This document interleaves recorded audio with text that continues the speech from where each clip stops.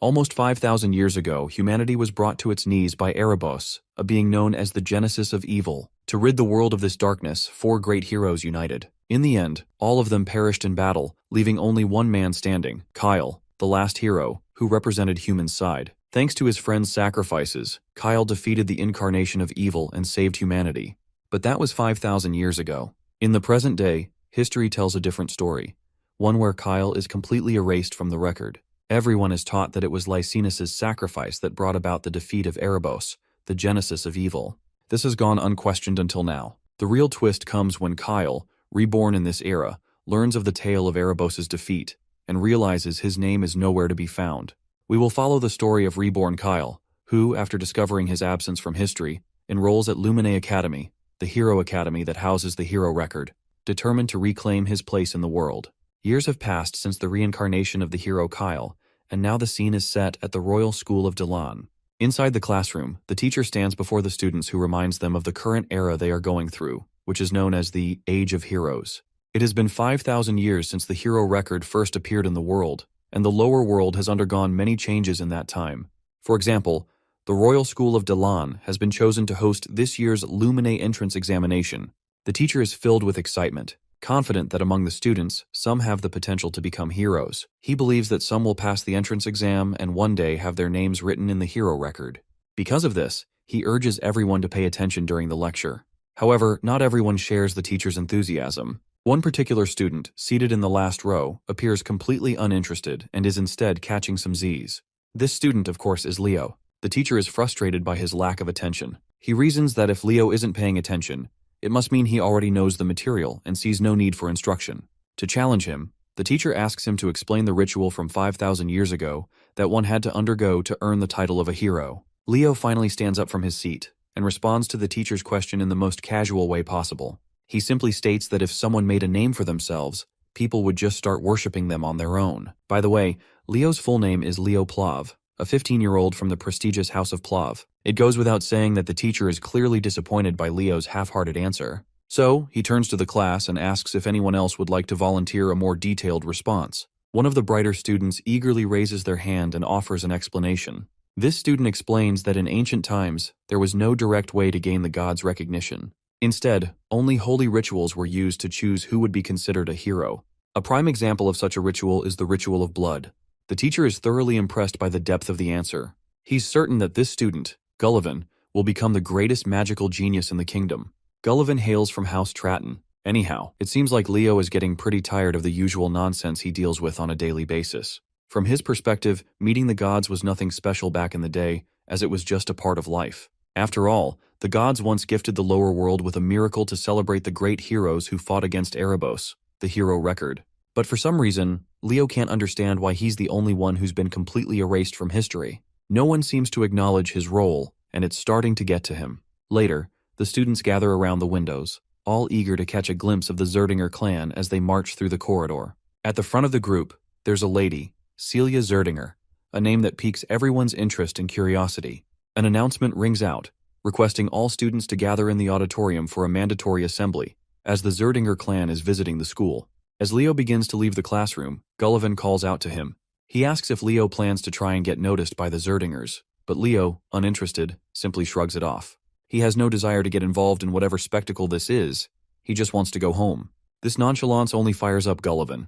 He can't believe how casually Leo is walking away from such an opportunity. In order to look just as cool as our boy, Gullivan explains that he himself does not care about Zerdingers either, but he's definitely going to check out Celia, especially since he considers her a fellow rival. Well, we can tell that this is just a lie, as he is definitely looking forward to being recognized by Zerdingers. Later, we find Leo in the dojo, visibly worn out after tirelessly swinging his practice stick. He eventually grabs his sword and heads for the exit. Just as he steps outside, he's ambushed by a woman who charges at him with the force of a runaway train. Leo, though startled, manages to block her strike with his blade. It's clear from their interaction that this isn't the first time these two have crossed swords. They have a shared history, one where such exchanges are far from uncommon. The lady is looking forward to sparring with him after so long, and declares that this match to be his final test before she grants him permission to attend Lumine Academy. As it turns out, this formidable woman is none other than his mother. In an instant, she lunges at him again, and their swords clash once again. While Leo is already struggling to keep up, His mother casually remarks that she hasn't even used a fraction of her full strength. Blow after blow, the spar continues, each strike more intense than the last. Eventually, however, Leo turns the tide. His sheer skill and mastery of swordsmanship allow him to overpower his mother, forcing her to surrender. The woman is left in awe of her son's talent and growth. She stands up and, in a softer tone, asks why he's so determined to attend Lumene Academy. Before the story moves forward, a little context about the academy is necessary. Lumene Academy, the Human Hero Academy, is one of the 4 prestigious institutions of the races that house the hero record. Among them, Leo strongly suspects Lumene Academy is the most likely place to uncover remnants of his past life as Hero Kyle. With such a compelling reason, it's no surprise that Leo is unwavering in his determination to join the academy. Leo's mother then reminds him that the members of the Zerdinger clan are currently visiting Daylon, and they will be staying at the Plav mansion. Though she personally isn't thrilled about having them in their home, she has a request to make. She intends to speak with Zeiss, the vice patriarch of the Zerdinger clan, hoping that he might be willing to teach Leo the Zerdinger aura technique. She believes that with the technique, Leo will become strong enough to be admitted to Lumene Academy next year. However, what she doesn't know is that her son is determined to be admitted this year. He has no patience to wait another whole year to achieve his goals. Sometime later, we find ourselves at the Plav mansion, where Celia Zerdinger is being escorted into the grounds. As soon as she steps out of the carriage, she can't help but wonder why her uncle chose to stay in a place like this when he could have easily rented an entire hotel for himself. As we know already, she is Celia Zerdinger, 15 years old, a sword princess hailing from the Zerdinger clan. Her primary focus is on the Lumene entrance exam, and she's skeptical about how a small family like the Plavs could possibly help her prepare for it. At that moment, Celia's uncle calls out to her. He is none other than Zeiss Zerdinger, the vice patriarch of the Zerdinger clan. He teasingly asks if she isn't at least a little curious to meet Leo, the very boy who boldly declared he wasn't interested in the Zerdinger clan. Celia remains nonchalant and remarks that if Leo is just a hopeful knight who can't even use aura yet, then, in her opinion, he's probably not all that impressive. Zeiss, however, doesn't share her sentiment. On the contrary, he seems quite optimistic about Leo's potential. Once they enter the mansion, Zeiss steps forward to greet the heads of the Plav household. He exchanges respectful words with Dade Plav, the patriarch, and Reina Plav, his wife. Both hosts graciously return the gesture, welcoming the Zerdingers to their home with equal honor. Zeiss then formally introduces Celia to Reina and Dade. The young lady promptly reciprocates their hospitality with a courteous introduction of her own. She expresses her gratitude for being hosted in their home. Reina steps forward and takes a moment to observe Celia. She notes that Celia closely resembles her father and uncle, both in appearance and behavior. Celia, in turn, takes note of Reina's striking black hair and red eyes. It doesn't take long for her to realize that Reina is part of the Zerdinger family, which also makes her Celia's aunt. Later, Zeiss and Reina, who share the bond of being brother and sister, sit back and begin catching up. During their conversation, Zeiss mentions their recent visit to the Royal School of Dalan, where they had hoped to catch a glimpse of Leo. However, they were disappointed to find that he had already left the school as he was uninterested in meeting anyone. Reina apologizes on behalf of her son, acknowledging that his behavior may have seemed disrespectful. Zeiss then curiously questions his sister about Leo, asking what kind of person he is. Reina speaks highly of him, claiming that Leo is unbelievably talented. Her response prompts Zeiss to question whether Leo is truly worthy to inherit the Zerdinger flames. Reina's praise of her son continues, but she makes it clear that she's not simply speaking as a proud mother. Leo genuinely has the talent and potential to be worthy of the Zerdinger legacy. Zeiss is quite intrigued to hear this. While he trusts her judgment, he feels compelled to test Leo himself before forming a final opinion. Later, we meet Leo, sitting quietly, trying to concentrate. After finishing his little ritual, he declares to himself that he has finally achieved a vessel capable of holding everything he needs. Leo reflects on why he hadn't yet learned aura until now. The truth lies in the unique nature of his body. Accepting aura too early would cause it to naturally adapt and specialize in alignment with the aura. This would limit his ability to accumulate mana and soul energy, two essential components of his long-term plan. In his past life, he had witnessed the danger of uncontrolled power. If he had fully harnessed the abilities and essence of his fallen comrades, he wouldn't have left behind a seedling of disaster. To avoid repeating history, Leo is determined to achieve perfect control in this life. So, the first step in his journey is mastering aura, but he intends to do so on his own terms. Before he can delve further into his thoughts, a familiar voice calls out to him, pulling his attention away. As he turns over, he spots Celia Zerdinger. With a confident smirk, she comments on how he finally seems to have grasped the basics of training. While her words carry a hint of sarcasm, she goes on to offer him guidance in swordsmanship, if he's up for the challenge. Meanwhile, our boy has no idea who the hell she is, so she introduces herself as Celia Zerdinger, the world-class sword princess, if she has to be specific. With the introductions out of the way, Leo gets straight to the point. Although he's feeling quite honored that she thought about him, he has no intention of receiving any guidance from someone he considers less skilled than himself. Needless to say, the girl's annoyed to hear this because his remark comes off like he's trying to suggest that he's stronger than her. To which Leo clarifies that in a death match, she's probably stronger, since he can't use aura himself. However, sparring with only swordsmanship is a whole different game, and he's certain he can handle her like it's no big deal. Celia feels challenged by his statement, so she looks around and grabs one of the swords from the plethora available. She wants to prove that what he has is nothing more than misplaced confidence, and she plans to do that by defeating him in a duel. In her mind, even if Leo learns aura, there's no way he could possibly defeat her. She just wants to teach him a harsh lesson in reality. She further claims that if she wins during her week-long stay here, he will become her servant. Leo isn't fazed at all by the term she's thrown at him, and in response, he asks what if he wins. To make things fair, she throws back that if he wins, she'll become his servant instead. Now that the bet is set, Leo grabs a practice sword and dives right into the sparring session. He tries to strike her with his unexpectedly impressive speed, but she easily outmaneuvers him. However, she can't help but notice that his speed is actually quite concerningly good. However, Celia is sure that this won't be enough for him to win. As they both charge at each other again, Leo lands a brutally heavy strike, and the sheer strength behind it overwhelms her. She quickly steps back as the force becomes too much to handle, and when Leo's sword collides with the ground, it shatters instantly. But he doesn't stop there. He charges at her once more. The once arrogant lady is already starting to regret challenging Leo, and she's certain she can't possibly block the incoming strike. So she braces herself and takes the hit head-on. But, to everyone's surprise, she didn't take any damage, because she had used an aura armor in the last moments, even though this wasn't part of the spar, because this spar was purely meant to be about swordsmanship. This arrogant piece of work doesn't own up to the fact that she couldn't dodge his attack. Instead, she makes an excuse, claiming it was just a reflex. But Leo declares that he's already won, and it doesn't matter. Of course, this leaves her in disbelief, as she's not ready to hand him the victory that easily. Leo had expected this, so he throws off the magic weight bracelets he was wearing to hold off his physical strength. In the next hit, he literally shatters her barrier, leaving the girl completely boggled. Meanwhile, Leo shows her no mercy and gives her a taste of his full strength. Later in the courtyard, as Leo walks around, he stumbles across his mother, who promptly introduces him to his uncle Zeiss. Leo quickly bows his head to pay his respects, and Zeiss reciprocates, introducing himself as well. The two gentlemen then shake hands. His mother then asks if he's met Celia yet, to which Leo recalls how she had fainted after their battle due to fear.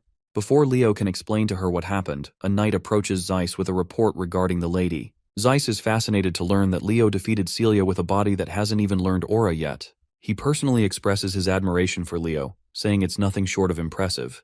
But Leo claims that she just underestimated him. Zeiss then questions what Celia lost in the bet, to which Leo happily responds that the loser was supposed to become the servant of the winner, so basically, Celia is his maid for the next week. As much as Zeiss dislikes this idea, he understands the importance of keeping one's word. Still, he makes it clear that Celia is from the Zerdinger house, so he can't possibly order her around to do maid's work.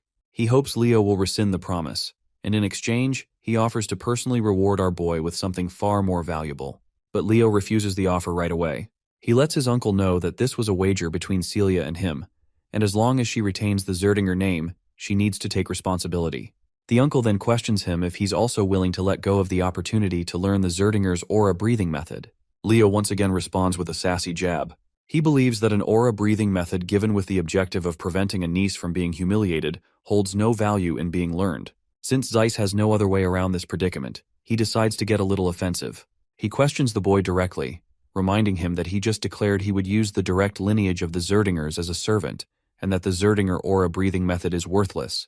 Leo remains unhinged and unafraid of the consequences about to surround him, simply claiming that what his uncle just said is indeed true. Out of the blue, Uncle's mood softens, and he politely questions our boy if he does not think that what he just declared is impudent and impolite. Leo once again makes it clear that he had no intention of insulting the Zerdingers. He claims that if he were being given the aura breathing technique as a reward for defeating Celia, he would have gladly accepted it. However, he has no intention of accepting it as a bribe just so she can escape the consequences of her loss. You see, if his uncle doesn't want to recognize Celia's defeat, it means they believe she is better than him and simply lost the duel by mistake. But Leo makes it clear that even if Celia had sparred against him in earnest, he still would have won. This leaves Leo's mother even prouder. Her brother is equally fascinated to hear such judgment from Leo. The fact that this kid rejected the offer because he didn't like the way his uncle behaved only highlights how outstanding a child he is. He wishes that a child like this were a Zerdinger. Zeiss then gestures to his knights and orders them to send Celia to the maid's quarters. He turns to Leo and grants him the right to address his uncle without any honorary titles. After that short conversation, Leo parts ways, and Zeiss turns to his elder sister, proudly telling her that once he gets back home, he'll make sure to convince their elder brother so they can teach Leo the mighty technique, Phoenix Breath. Later, the scene switches to Leo's room. The first thing we notice is Celia's totally embarrassed face. She's going bonkers with embarrassment as she claims herself as Celia the maid, who will be in charge of Leo for the next week. Leo is literally enjoying the heck out of it when she calls him like that. Who could have imagined that her usual fancy style would actually suit plain maid clothes so well? And this dress just looks like fire on her. Celia seems annoyed by the way he's praising her, as she knows all too well how beautiful she is. Leo apologizes, as he wasn't intending to offend her with his words, but he admits that he had a certain friend who praised beauty way too much, and that habit must have rubbed off on him. He recalls how that particular friend used to say that the beauty of eternity is unparalleled, and if peace ever returns to this world, he'll spend the rest of his life spreading beauty to everyone. The friend he's talking about is none other than the dwarven master smith, Dueno. Suddenly, Celia's eyes take note of the book Leo is reading, and she curiously inquires about it. Leo explains that he used to read it a lot when he was younger. It's the book known as The Great Hero of the Beginning. Celia remembers how she used to read this book when she was literally 5 years old. Seeing how much he likes this particular book, she walks over to the bookshelf and pulls out another one, mentioning that there are a lot of books about Kyle. In response, Leo claims that many of the great achievements in history are difficult to attribute to any single hero. He believes that many of these accomplishments, which are attributed to one hero, might actually be the result of the collective actions of multiple heroes over time. In short, he is trying to imply that Kyle's achievements have also been attributed to other heroes. But Celia dismisses such thoughts, claiming that Kyle was probably a scammer who tried to take credit for the achievements of the great heroes.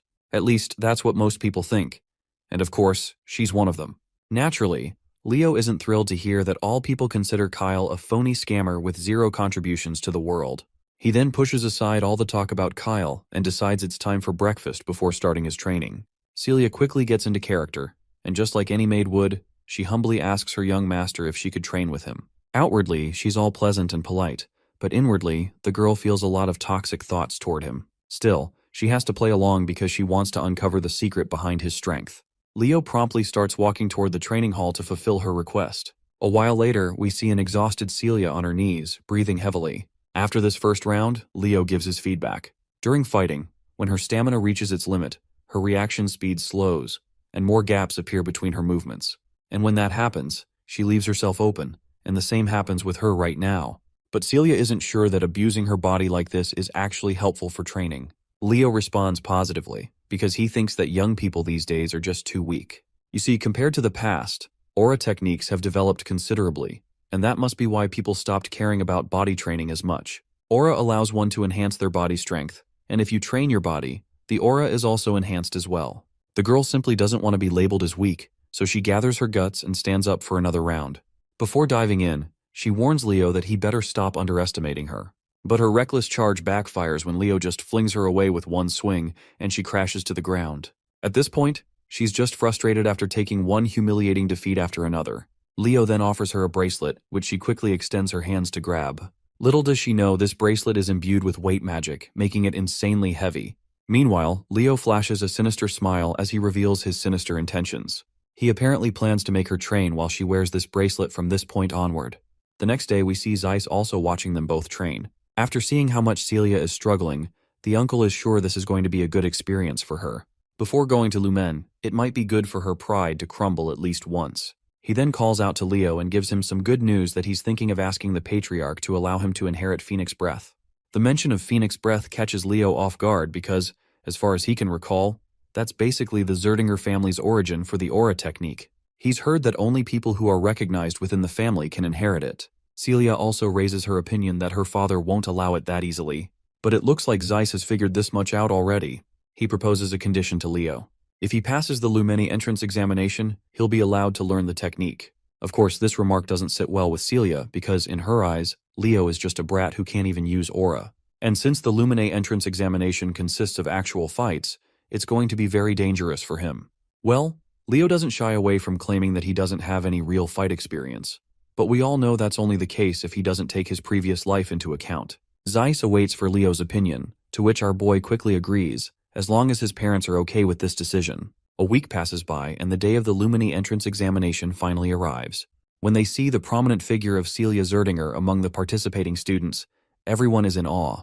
Meanwhile, Celia throws a jab at Leo, asking if he's feeling nervous. It looks like after spending so much time being a personal maid, Celia has lost herself in the character because she's still referring to Leo with the master title. As they stand there, Gullivan's unmistakable voice catches their attention. He's actually here to see Celia, but he's a little shocked when he notices that Leo is with her. This piece of work throws shade at Leo since he believes that our boy does not belong here, since he doesn't even know how to use aura. At the same time, he tries to greet Celia politely. However, the poor guy is totally ignored by the duo like he doesn't even exist. He gets awkward and tries to remind Celia that he's Gullivan Tratton and he had greeted her when they met last time. But to Gullivan's dismay, Celia doesn't recognize his name and quickly grabs Leo's hand in order to leave the scene. Suddenly, they're called by someone else. It's actually two siblings gracing the scene. The taller one is Abad Llewellyn, hailing from the Llewellyn family, and he's 16 years old. And the shorter girl beside her is Chelsea Llewellyn, 14 years old, and she shares the same family name. While Celia seems to recognize these two, Leo has no clue who they are. Celia explains that they're the Llewellyn siblings, hailing from the same heroic lineage of the Lordran Empire, the children of the Llewellyn family. Celia is particularly fired up because she's not thrilled to see these two. She warns Leo that the Llewellyn siblings will be partaking in the exam with them, so they absolutely can't lose to them. She definitely can't have the Zerdinger clan lose to the Llewellyn family. But this isn't really Leo's concern, after all, he's from the Plov family, not Zerdinger. Anyway, when the two greet Celia, she doesn't have any reason to decline their greetings and reciprocates the gesture. She also makes sure to introduce Leo from House Plov, a noble family within the kingdom of Dalad. Hearing that Leo doesn't have a fancy title attached to his name, Abad Llewellyn dismisses him as insignificant. The two siblings promptly twirl around and proceed to walk away, throwing out the warning that they'll surely be in the top spot. It goes without saying that Celia doesn't like the Llewellyn siblings' guts, and is looking forward to thoroughly crushing them in the upcoming trials. Suddenly, someone representing Lumine Academy steps onto the podium, immediately commanding the attention of everyone present. The man introduces himself as Albi Ziron, a professor at Lumine Academy. While Celia's expression shifts to one of shock upon seeing this prestigious figure, Leo seems unimpressed, mostly because he has no idea who this guy is. Celia is visibly annoyed that Leo doesn't even recognize someone of Albi's stature. She takes the opportunity to educate him and explains that Albi Ziron is listed in the Hero Record, a distinguished list of individuals considered heroes of the current era. Leo takes a moment to observe the professor carefully and notices something peculiar: immense mana concentrated in Albi's left eye. Professor Albi then proceeds to address the gathered students. He begins to explain the format of the entrance examination. According to Albi, the trials involve two main components: one-on-one combat and monster subjugation. Traditionally, participants would take turns completing these tasks. However, Albi immediately clarifies that he finds such methods tedious and wastes no time proving his point. In an instant, he burns the sheet of paper he was holding, as if discarding the conventional exam structure entirely. And up next, he pulls out a thick, ancient-looking book. As he opens it, the teacher summons forth the first chapter titled Prologue, The Wild Forest. In that moment, a massive enchantment circle begins to glow under the feet of the entire student body. The scene is set, and no one has a clue what the professor intends to do next. But one thing becomes crystal clear, which is that Albi Ziron despises inefficiency. He declares that he's combining all the trials into one seamless challenge and will move forward at once. To understand what's happening, we learn that the hero record isn't just a historical record. Its real value lies in its ability to manifest the hero's world, which contains the experiences of past heroes. By accessing this world, one can inherit the power of a previous hero. Simply put, it's almost like a hero training system. All the students have been transported into this hero's world, known as the Wild Forest. The professor announces that their one and only objective is to survive. Whether they join forces or eliminate each other, they can do whatever it takes to stay alive. Those who want to quit can break the orb they're holding and return. That's all there is to it. After looking around for a few minutes, it doesn't take our boy long to recognize the place. It looks exactly as he remembers. You see, this used to be an elven forest before it was taken over by the witch queen, Silatna.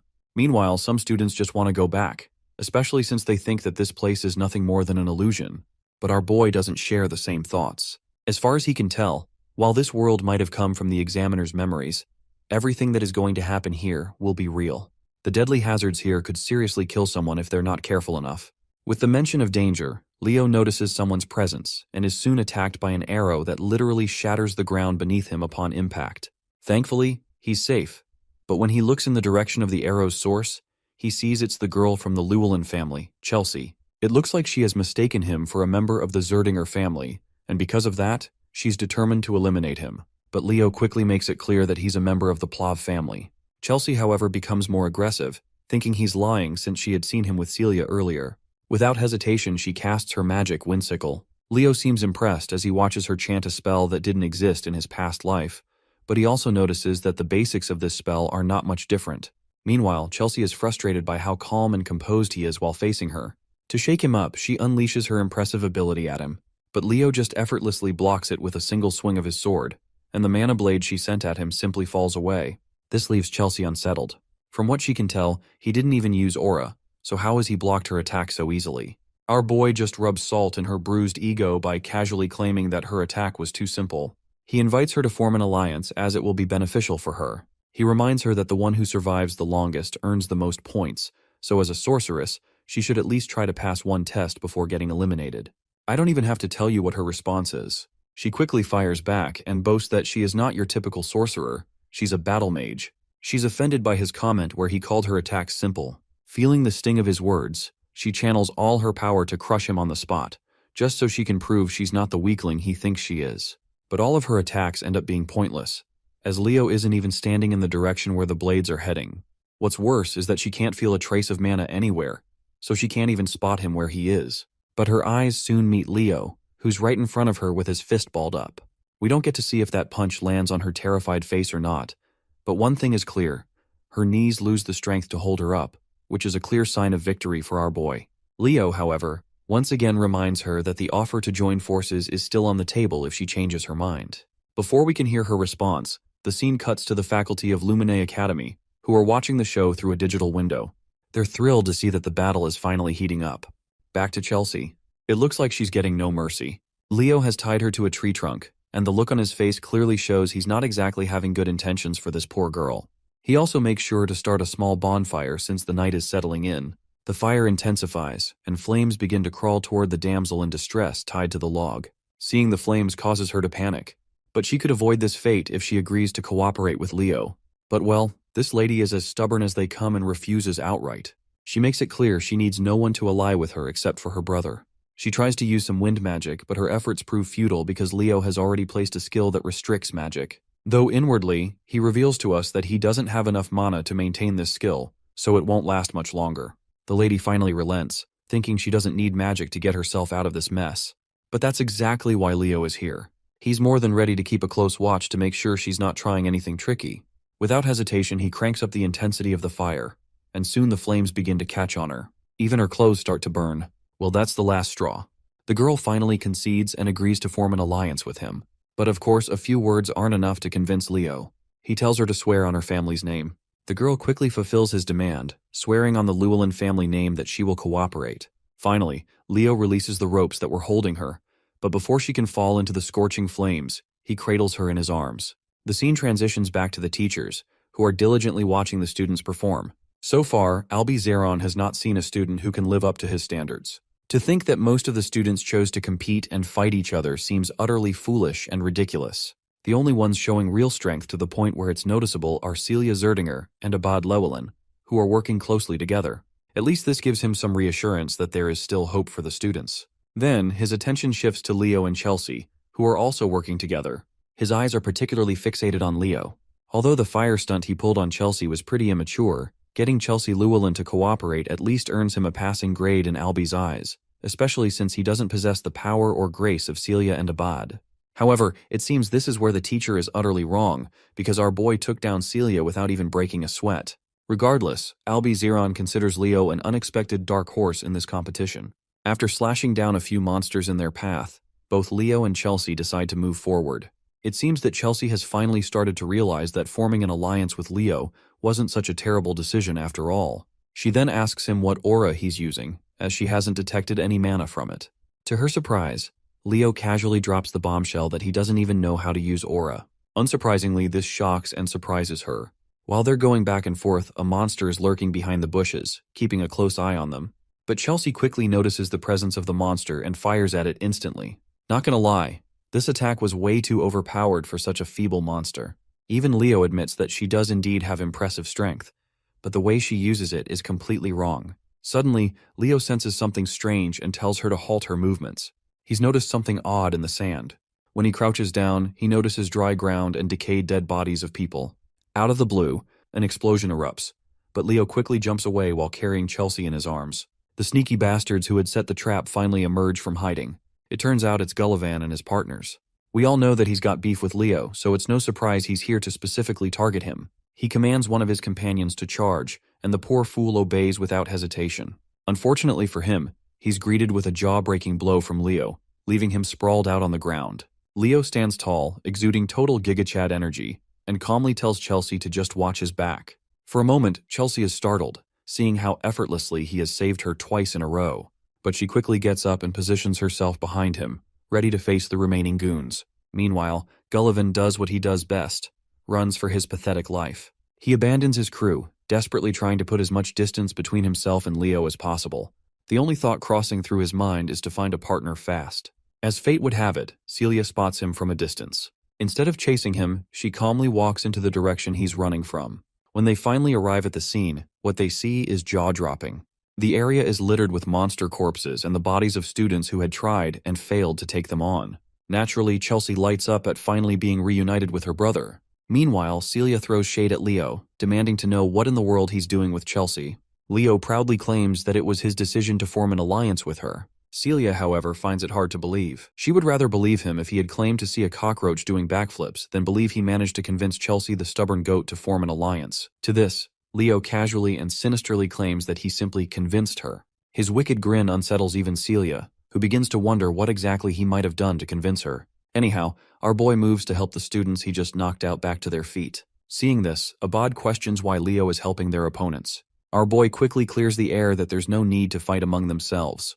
Instead, sticking together to defeat the challenges of this world is a much better idea than fighting selfishly. Since Abad and the others seem clueless about what challenge he is talking about, Leo draws their attention to the nearby decayed corpses, hinting at a bigger issue. Seeing the corpses on the ground, one of the students comments that it looks like their moisture has been drained.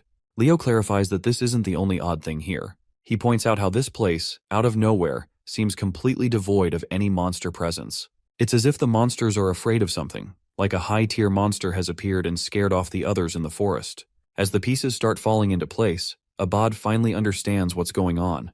As far as his understanding goes, Hero Albi's first feat was defeating a high-tier monster.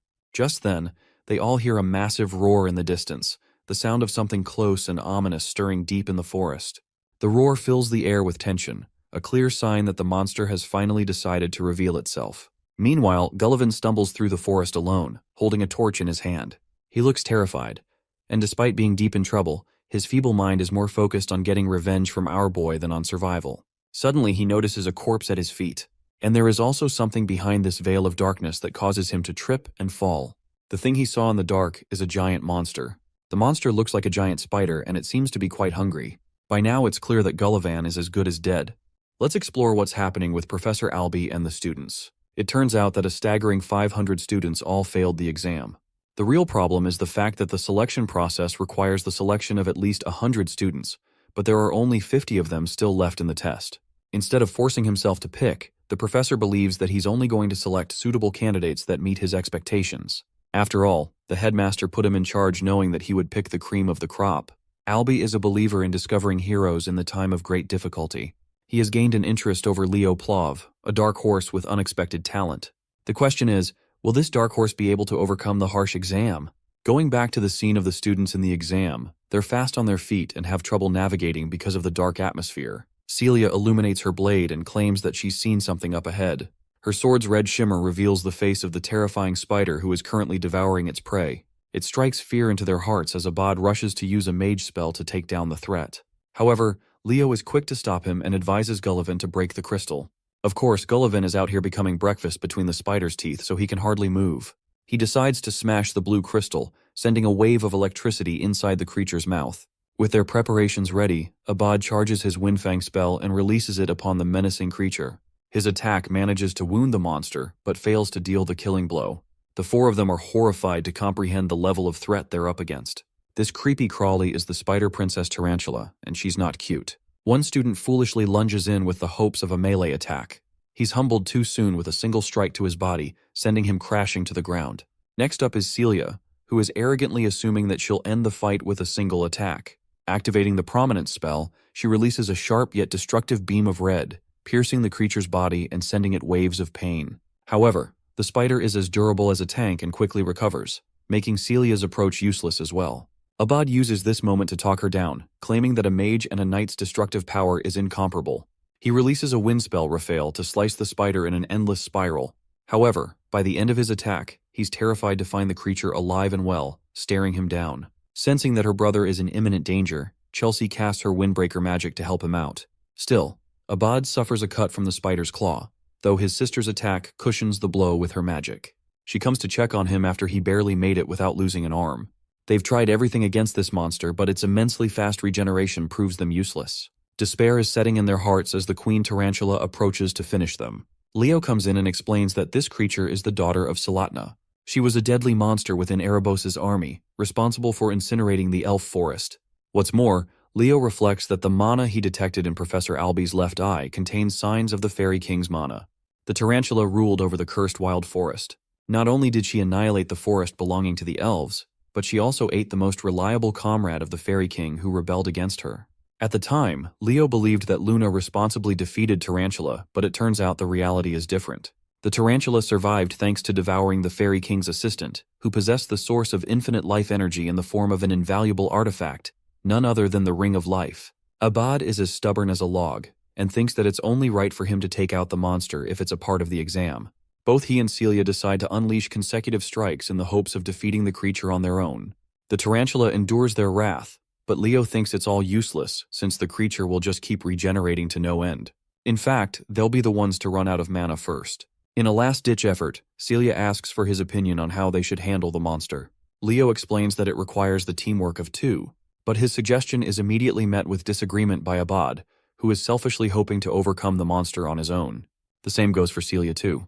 With both of them acting like children, our boy comes and gives them a dear reality check, that if they don't work together to defeat the monster, they will all fail. His words finally get through. Abad amuses the possibility of them working together, and thinks that it will still consume some time to initiate a joint strike that kills the creature in one go. The thing is, since no one apart from them can stall the monster, it's going to be hard. Deciding to step up and contribute in their struggle, Leo expresses that he can buy some time for them. Celia thinks he's become a nutcase and reminds our boy that he can't even use aura yet. Leo confirms that he can hold out no longer than 5 minutes for them in his state. The magician Abad is afraid that their coordinated attack might still fail by then. However, Leo is absolutely certain that it will work and picks up a weapon from the ground. He adds that both fire and wind elements share a great affinity with each other, so it will be sufficient. Despite their differences, the Sword Princess and the Great Magician become allies, while Leo looks up to the ugly spider as a good challenge and a reminder of his past life.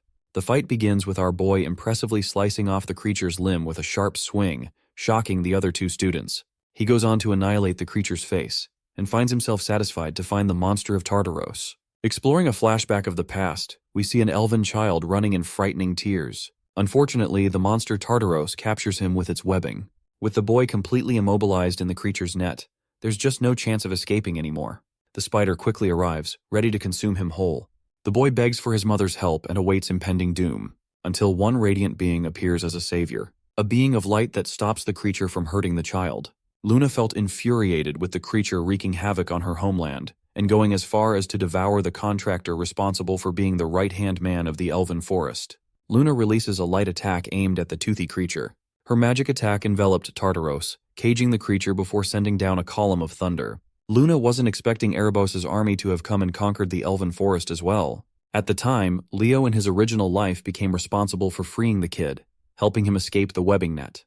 Let's explore the current scene, where he's standing with an axe in hand, ready to buy time for his teammates. Still, he can't do much without his aura. Requesting Chelsea for help, Leo instructs her to use elemental magic, targeting him with her weapons. He evasively dodges a strike. Because of his immense speed, Chelsea is concerned that he might get caught up in the attack at this rate. However, Leo emphasizes that he's going to be just fine so long as she hurries up. Chelsea activates her magic, ready to mold any kind of weapon for him. Leo is fine with anything as long as it works. She manifests a weapon for him, while he guesses that she's preparing a scimitar and a bastard sword. With both weapons in hand, Leo unleashes his fury of slashes, cutting down on the spider. With each weapon breaking, Chelsea sends another one in his direction. He catches a dagger and a battle axe. Leo's shocking and overwhelming physical capabilities have shocked Chelsea to the core, so much so that she thinks he's an expert in martial arts. Even Abad can't help but think of him as strong. Still, it's not like he's invincible, as a sharp cut grazes his face. Leo thinks that if he can't even stop a stupid spider here and now, then his friends will never stop mocking him in the afterlife. He ramps up the intensity and cuts down the spider, requesting for another weapon. Unfortunately, Chelsea is all out of weapons in her disposal, which comes as a shock to him. Thankfully, however, Celia has already finished preparing her ultimate strike. She unleashes a roaring spiral of fire, incinerating the creature and defeating it at once. The ring of life drops is cleared from its body, and the monster is subjugated at last. Celia drops to the ground, thankful that everything is over now. Still, she can't help but focus on Leo's inhuman performance to hold back Tartaros for 5 minutes. Celia tries to praise him, but Chelsea is even faster with her words. She's become his #1 fan and thinks that his performance just now was comparable to the heroes of the legends. Leo doesn't think much of it, but this chick is going crazy for him as she wants to become a battle mage specialist. She pleads to learn from him. Funnily enough, Celia is hoping for Chelsea to receive exclusive training from him to get a taste of what suffering truly looks like. Anyway, our boy proceeds to grab the Ring of Life, which manifests Prince Silid as a fairy. He rekindles the prince's memory by saying his name. Hearing that, he goes back into the ring and accepting Silid as the Fairy King. This is all thanks to Professor Albie stumbling upon the Eye of Mana. The countdown for the testing ground is starting. Clearing Taste Stage has earned them the reward of the Fairy King's pledge. Before they're transferred, Leo recognizes someone from his past life. Fast forward to Kalian Badian, the principal of the academy, who is reviewing the exam report of the Western Territory. His assistant wonders how many students Albie ended up passing because of his strict requirements.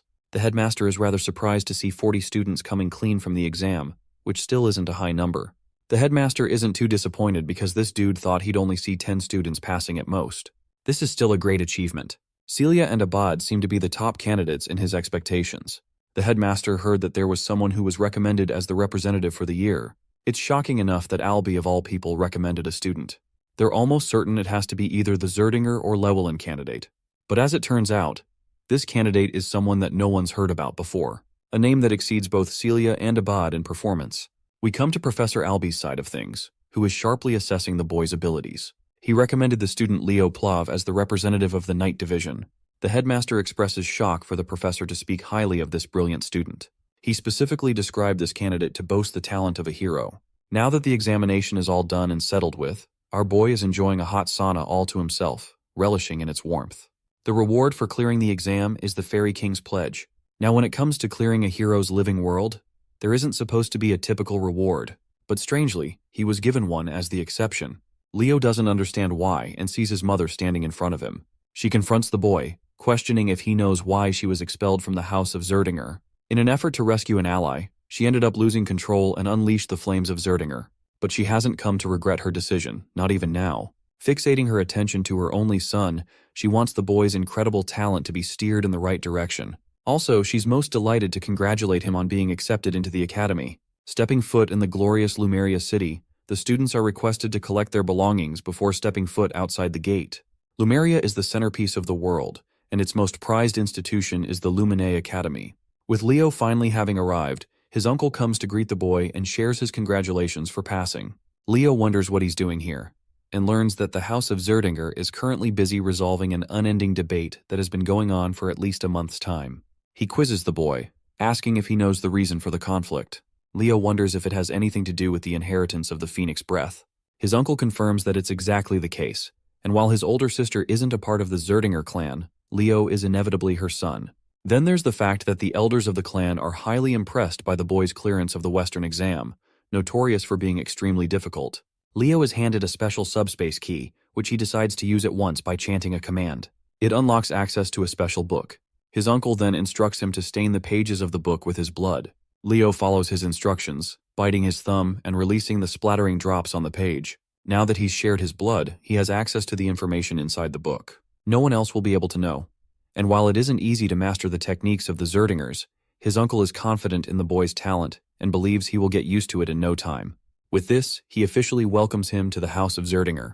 After their meeting, Celia requests to meet Leo in an unknown location. Suddenly, a girl randomly bumps into him, causing the both of them to crash. Glasses girl over here quickly gathers her books, apologizing for her careless rushing. She goes away when Leo notices her card. He picks it up and learns about Chloe Muller, who is a freshman at the academy. Leo opens the door to find an annoyed Celia, who reminds him that they've got a lot of things to shop for and he's already late. He apologizes, as he unexpectedly ran into his uncle before coming here. Beaming with joy, Celia curiously asks what happened. To answer her burning question, the boy commands the flames of the Zerdinger family, questioning if he's doing things the right way. Seeing this, she's in utter disbelief. The confident Leo managed to master the secret technique in less than a month. His incredible achievement causes her to fall in shock and leaves her wondering if he's even human. Later that day, the Sword Princess and the Forgotten Hero are spotting a ship docking nearby. Professor Ain Elandieu introduces himself as the instructor of the night class. He wants the students to board the ship immediately, as they will be leaving for Lumen soon.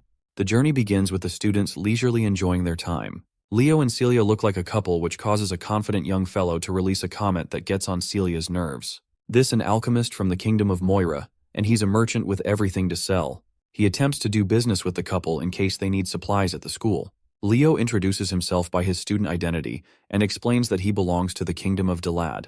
Thomas is noticeably surprised to hear this, because that kingdom took the difficult Western exam. Leo wants to address the elephant in the room, as he's finding the whole setting a little too strange. It seems too peaceful, even though Celia thinks that this is the standard treatment the freshmen should receive after clearing the exam. The boy turns his attention to their instructor, while Thomas agrees with Celia's understanding of the situation. All of a sudden, the ship shakes as a gigantic tentacle rises from the ocean. It nearly crushes Thomas, while the rest of the students are begging for their instructor to intervene. Casually sipping his wine, their teacher mocks them for ever even asking for help. He reminds them that the students of the Lumen Academy are expected to perform their best in the time of danger, so this is a challenge for them to overcome on their own. They're up against the ugliest of the uglies. A giant kraken stares down at the students. Even in this tense situation, the Forgotten Hero maintains his composure and slices the creature's tentacle with his blade. Celia's also doing fine on her own. Experiencing the fiery attack of the Sword Princess, the kraken reacts with a water spray, causing Celia to get drenched. The monster grabs Thomas, who's shouting his mouth off. Seeing this, both Celia and Leo come rushing full speed to slice the creature down. With the alchemist's greed, he offers his shock. He was expecting the Sword Princess to do well on her own because of her reputation, but he wasn't expecting another student to be just as fierce. Poor Thomas nearly gets crushed by a frozen tentacle and shouts at the person who could have killed him just now. Chloe, the glasses girl that bumped into our boy, is commanding ice magic and holding the monster off on her own. She talks down on the alchemist, who is needlessly becoming a burden in the fight instead of staying behind. Thomas confesses that people like her don't give a damn about those weaker than them trying to help. With another piece of tentacle crushed, we get to see the dynamic duo of Abad and Chelsea rising to the scene. They're still not done with their rivalry between the two clans. Still, the battle mage has her eyes set on our boy despite being enemies. With numerous monsters in the lake teeming on their way to the academy, the instructor thinks this is the perfect welcoming party for the freshmen. Enjoying his wine, he comments on the top performers: Chen, Celia, Abad, Chloe, Walden, and finally Duran, Moira. The captains of each region are performing excellently against the threat. However, beyond them is a student that has overshadowed their performance. An unknown freshman with no commanding dominance in any region. His swordsmanship is the definition of perfection, and he's reacting as if he's predicting every attack. The instructor is glad that he's going to see the boy unleash his full potential in his classes. Anyway, the useless alchemist is quick to run out of his potions as they finally arrive at their destination.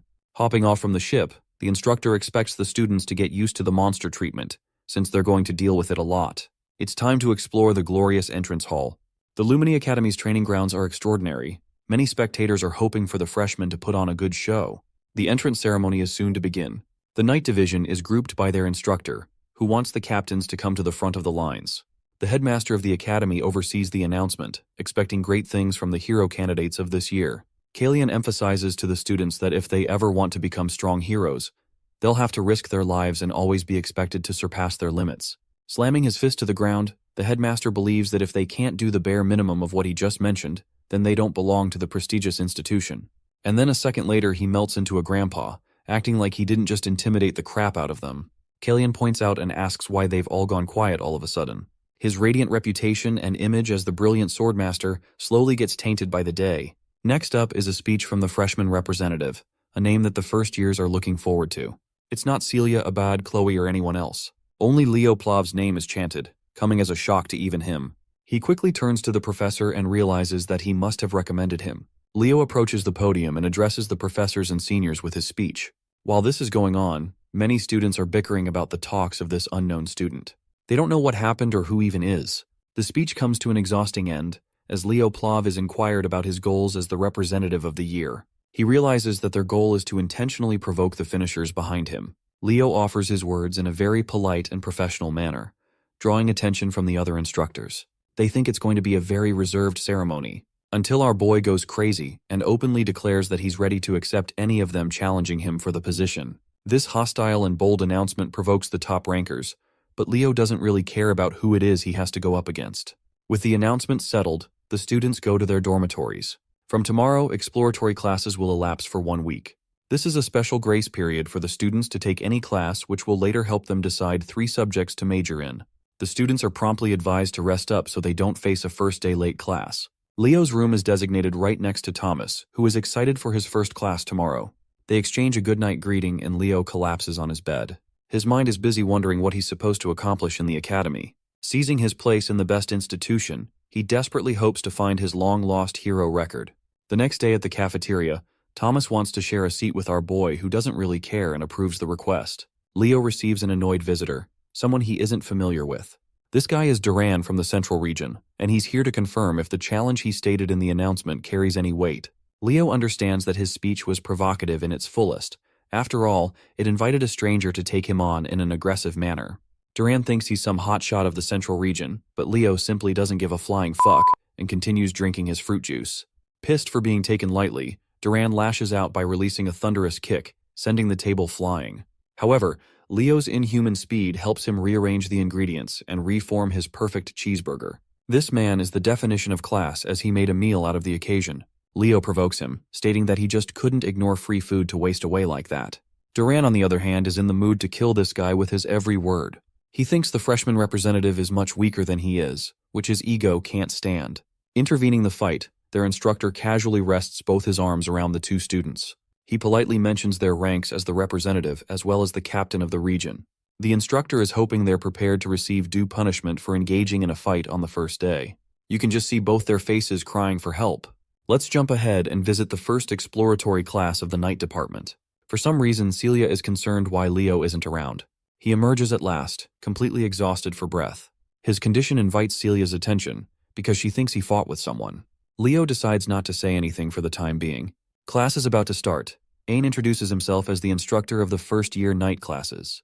Thomas notices that Duran is on bad terms with Leo already, while their teacher Ain talks about the 3 main powers derived from mana. The first being magic energy, the second is soul energy, and finally we have aura. Of the 3, aura is deemed the most difficult to handle. Celia adds that it's because aura requires losing mana fluidity during the conversion process.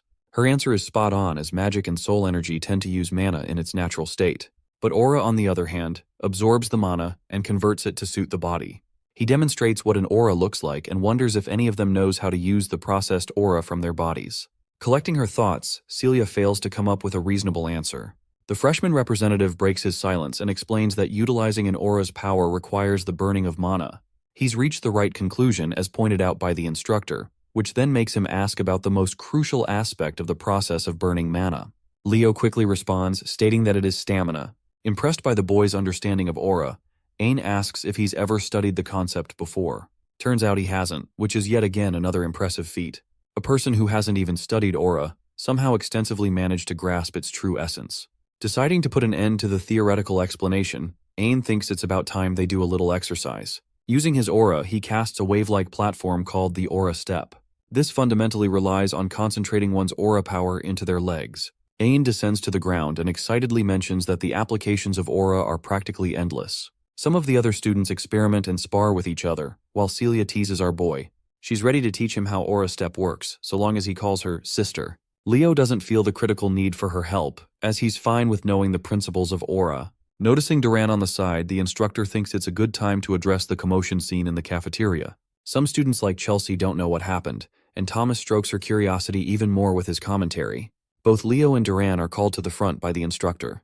First, Ain confronts Duran and asks what ticked him off so much. After hearing Duran's dismissive reply, the instructor decides to offer the perfect suggestion. He wants the Central Region captain to square off against the freshman representative in a running competition, all to decide the student fit to lead the class. Ain outlines that both students are openly allowed to use their aura without any restrictions stopping them, which seems like the perfect advantage to Duran. The day of the competition is here. Thomas, being the expert businessman, is busy hosting a betting system. The first contestant is the genius of the House of Moira and the master of the lightning aura, Duran. Facing him is the dark horse without a special background. A man who leaped ahead even the captains of the regions and became the freshman representative, Leo Plav. The students are expecting great things from the freshman representative. After all, they're extremely underwhelmed to find that he can't even use a simple move like Aura Step. They all think his position is unwarranted, and someone like the captain of the Central Region is more fitting for the role of a representative. Realizing that it's the perfect moment to start, Ain lays out the rules. The first to hit the finish line will win, and their opponent will have to accept the results of the outcome without fail. The race is about to begin. Even Celia thinks this competition is a stretch for Leo to win. Duran specializes in speed, not to mention his blazing fast lightning aura. Even against those odds, Celia is hoping for Leo to subvert everyone's expectations by pulling the impossible. As soon as the professor yelled go, the racers blasted off. Duran Moira cloaked himself with a lightning aura, confident that his speed would leave Leo in the dust. With impeccable running form, our boy was unfazed by the weak trash talk near the starting line. As the crowd expected, it looks like the cool representative of the Central Region is going to make quick work of the track. On the other hand, the freshman representative is lagging behind. Leo started infusing a bit of aura into his feet to kick it up a notch. The audience quickly labeled him a bastard who scammed his way into getting the representative role. In the midst of the crowd, which unanimously opposed him, a lone flower is cheering on Leo. Chelsea Llewellyn's passionate shout of support stood out. Focused on crushing the opposition, Duran continuously lived up to his family's signature attribute. He really is lightning fast. Seeing him cross the halfway point in such an inhumanly short amount of time got Carr worrying about his buddy. It seems like Leo will be on the losing end if he doesn't step it up. So, the young man looked around the track. Much to everyone's surprise, he did not push to go faster but decelerated instead. Once his momentum was dead, Leo started running out of the track and into the walls. While it's true that Celia Zerdinger believes in him, there's just no logical explanation for his actions. He looks like an idiot. As everyone watching was puzzled, confused, and lost, Leo was focused on increasing the aura density in his feet. With multiple successive inhuman jumps, he fully went off track into the grass and finally leaped up into the stands. He turned around and watched nonchalantly as Duran stretched his lead with consistent speed. Leo's aura density reached its peak, the fiery force in his feet cracking the stands he was standing on. With one powerful leap, he launched himself back into the track with immense momentum. It was so staggeringly impactful that the jump left a small explosion in his wake, distracting Duran for a moment. From that explosion, Leo came lifting off like a red meteor blazing through the rest of the track. The cheeky devil even taunted his opponent as he flew past Duran, calling the arrogant brat a slowpoke. The speeding meteor quickly reached the finish line. His graceful landing was a sight to behold. Duran watched a few meters away, dumbfounded. His lightning cloak has been banished. This is a clear and utter L. Leo craned his head back and confidently smiled. He won, but the damage in the stands was quite heavy. It was worth it, though. The crowd, who was talking smack just a second ago, was bewildered. They knew that whatever they just saw was no joke. As far as they know, Duran is the fastest among first-year students.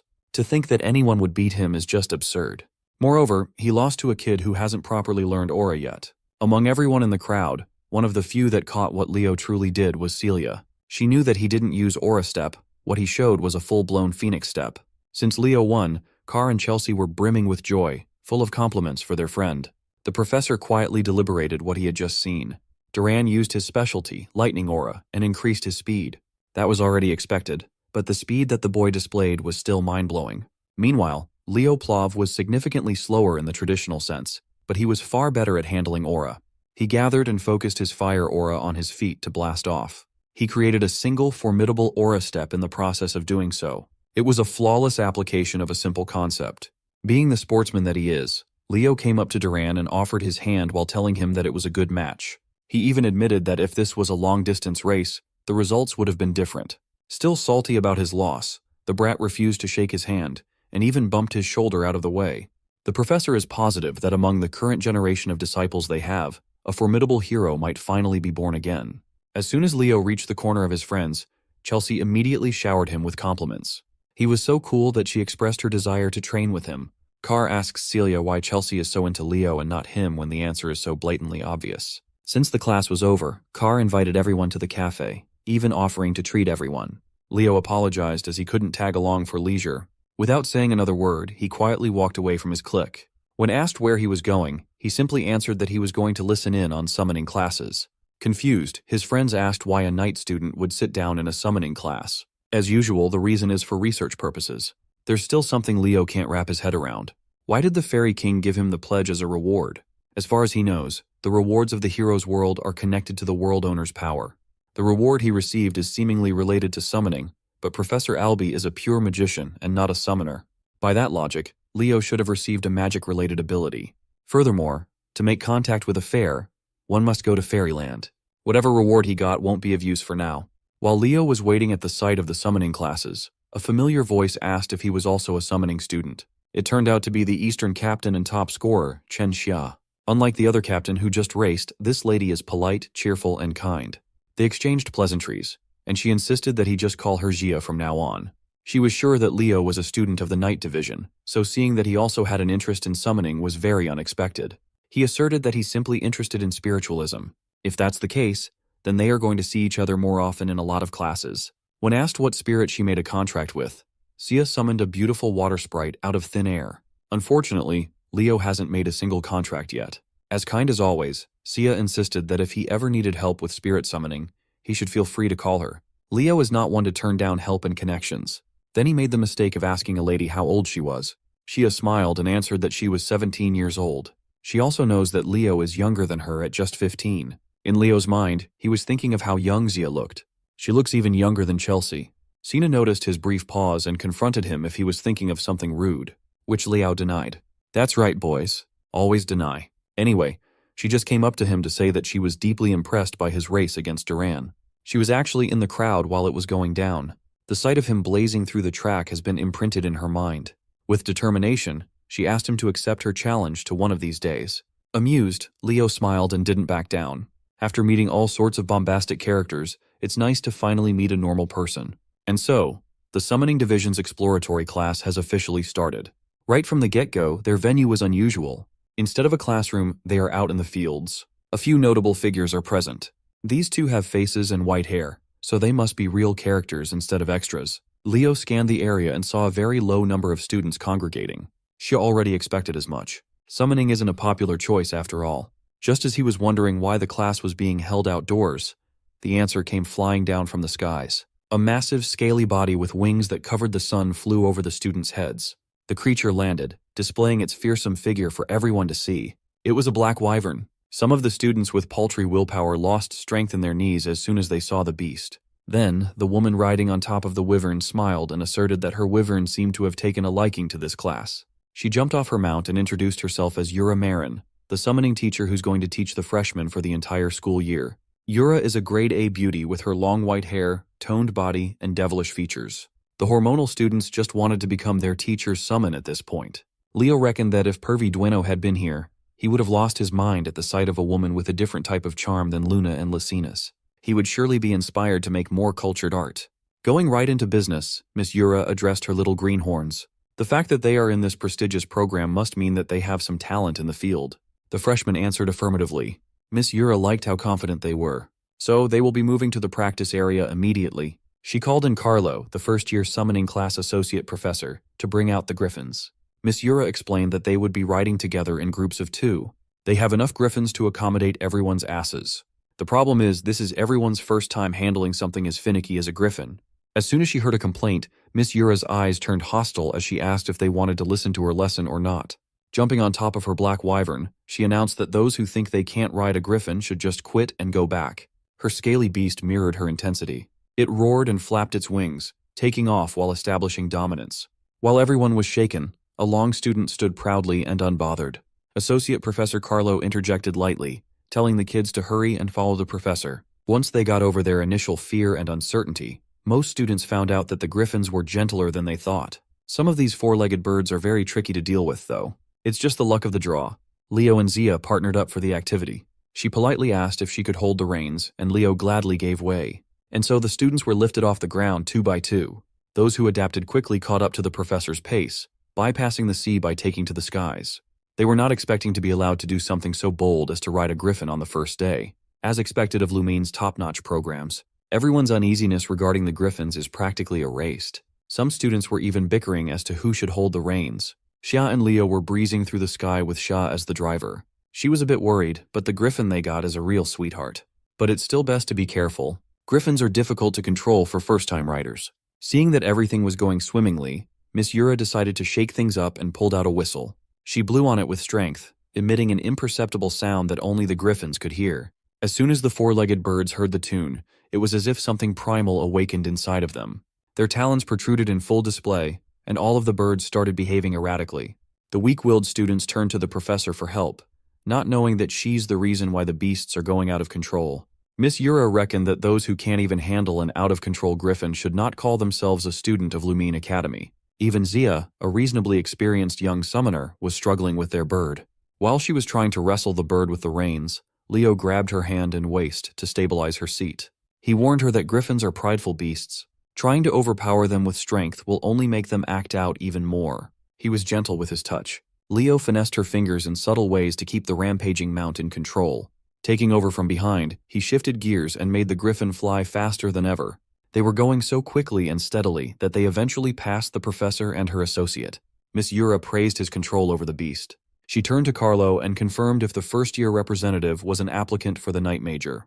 According to the records, that should be the case. He's riding so good that she wonders if he has a personal griffin back home.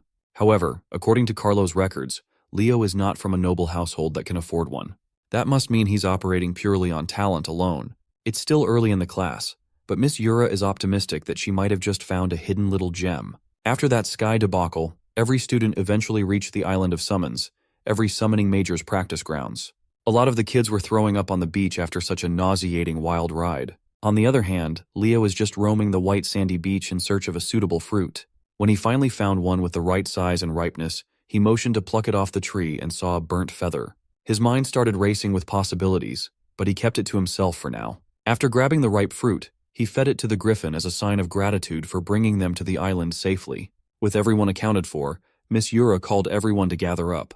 From now on, they will be taking a practical exam on the first day, no less. Some of these kids just wanted to check out the exploratory class period, but now they're facing an impromptu exam. Miss Yura explained that compared to the other two majors, the path summoners must walk goes much further. Everyone should already be aware of that. For summoning, just having control over mana is not nearly enough.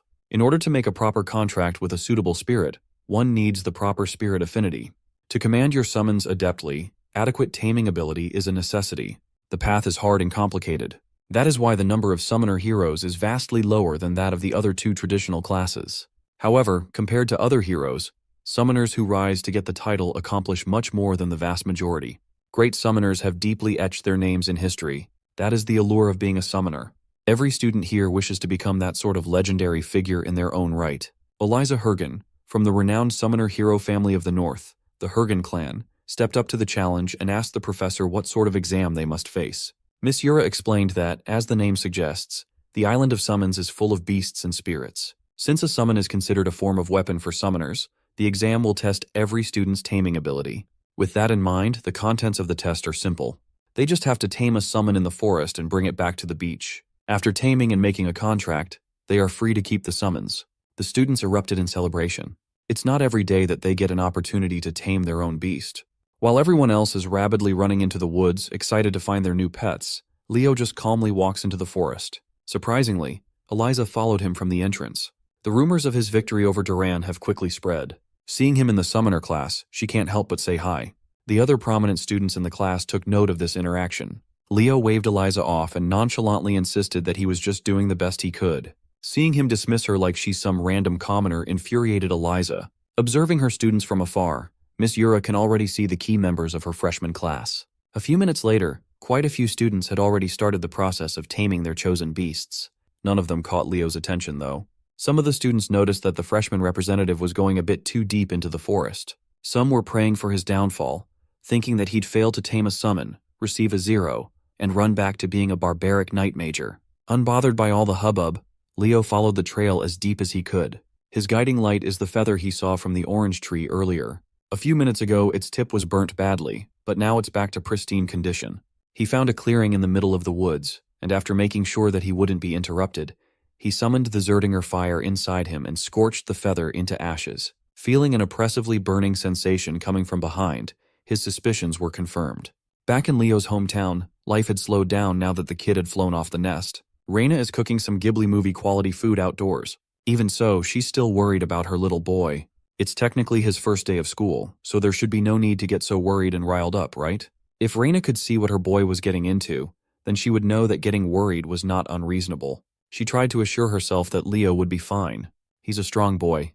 Meanwhile, that boy is being cooked by the most intense heat one can imagine.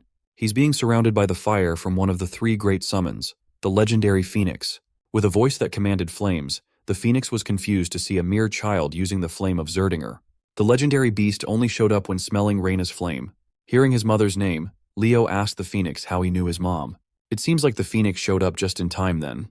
The legendary beast is surprisingly acquainted with Leo's mom. It asserted that it owed Reina a great debt. This is Farina, one of the 3 mystical summons, the elusive Phoenix. She properly introduced herself, giving Leo the respect worthy of Reina's blood. Leo Plov returned the respectful introduction with one of his own, and asked Farina to elaborate on her relationship with his mom. The Phoenix confessed that Leo's mom saved the life of Farina's summoner, Ellen Lunda. Hearing the name made him jump in fright. Ellen Lunda is a proper hero. The incident happened while Ellen was clearing a dungeon in Siren. She had lost all her comrades and was in danger of losing her own life at that time. Then, Reina Zerdinger came in scorching hot to save her. She was a dignified knight, but in the process of saving the hero, Reina lost her blazing aura. If it hadn't been for that event, Reina would have surely reached the coveted seat of the heroes.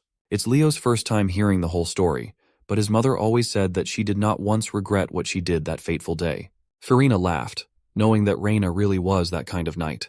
Changing the subject, Leo asked why a legendary phoenix would be in Lumen. Unfortunately, she can't tell her the reason. Farina was also confused as to why a little knight would be on the island of summons. When he professed that he was also taking summoning lessons, Farina was prompted to take a closer look at the boy. After seeing such a rich aura inside of him, almost as though he's not a child, Farina roared in laughter, deeming their meeting as fate. She can finally repay the debt that she owes his mother. Farina urged Leo to reach his hand out and hold her flame. The fire danced around his palm and eventually took the shape of an egg.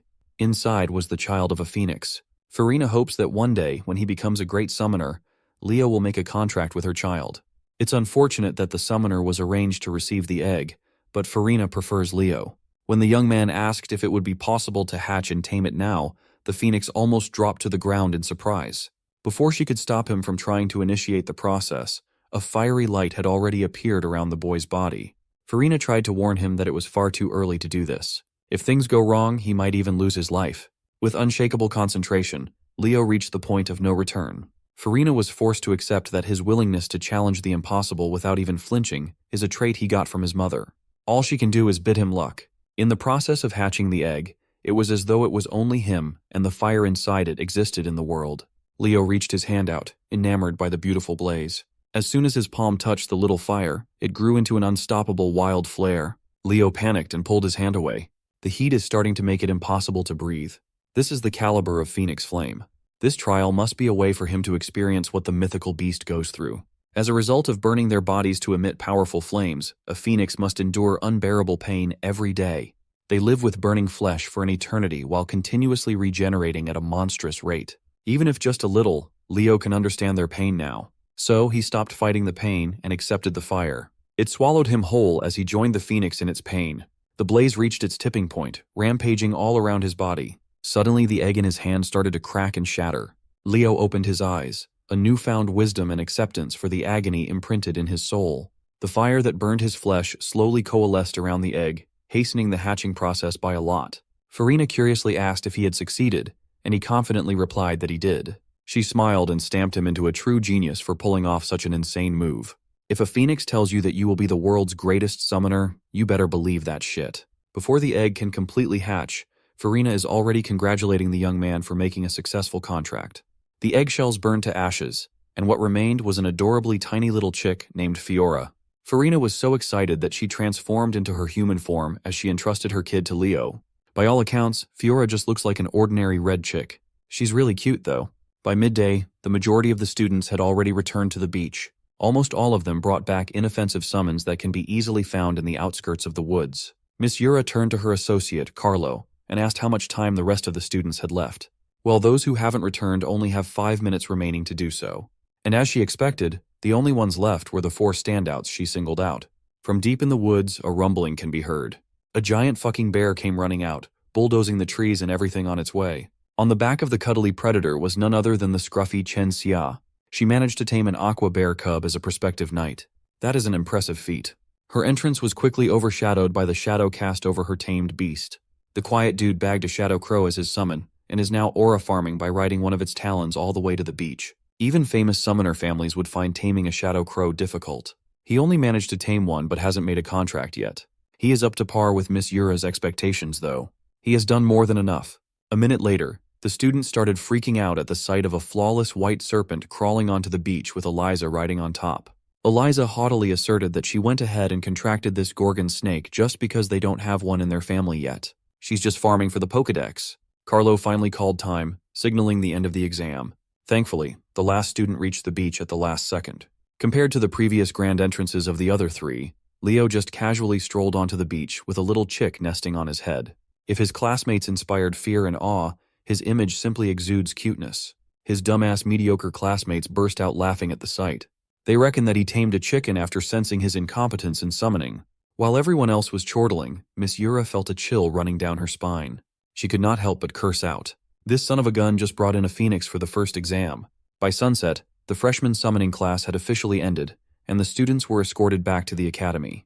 While everyone else's day is over, Leo still has some business to discuss. He fixed his tie and knocked on the office door. A sweet voice beckoned him to come inside. As he opened the door, he was greeted by the sight of Professor Yura in her casual fit, the light of the sunset highlighting her features. She immediately set what she was doing aside and invited the young man to come and take a seat. Miss Yura confessed that today was the first time she had ever seen a baby phoenix. In fact, she didn't even know that there was a mystical summon on the Summoner Island.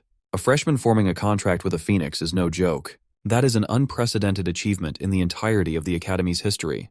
Miss Yura closed in on the young man, trapping him in the hair, and with an inquisitive look, she tells him that she knows what he really is. Leo nervously swallowed.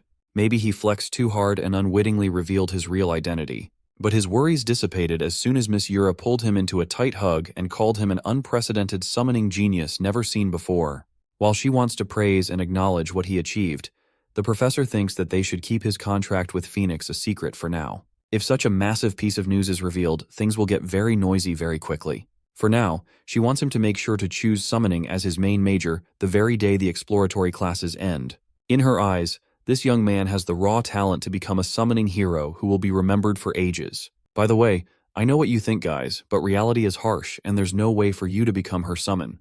The next day, Lumine Academy and its residents woke up to a beautiful morning. Chloe walked through the halls, still sleepy and yawning from not getting enough rest.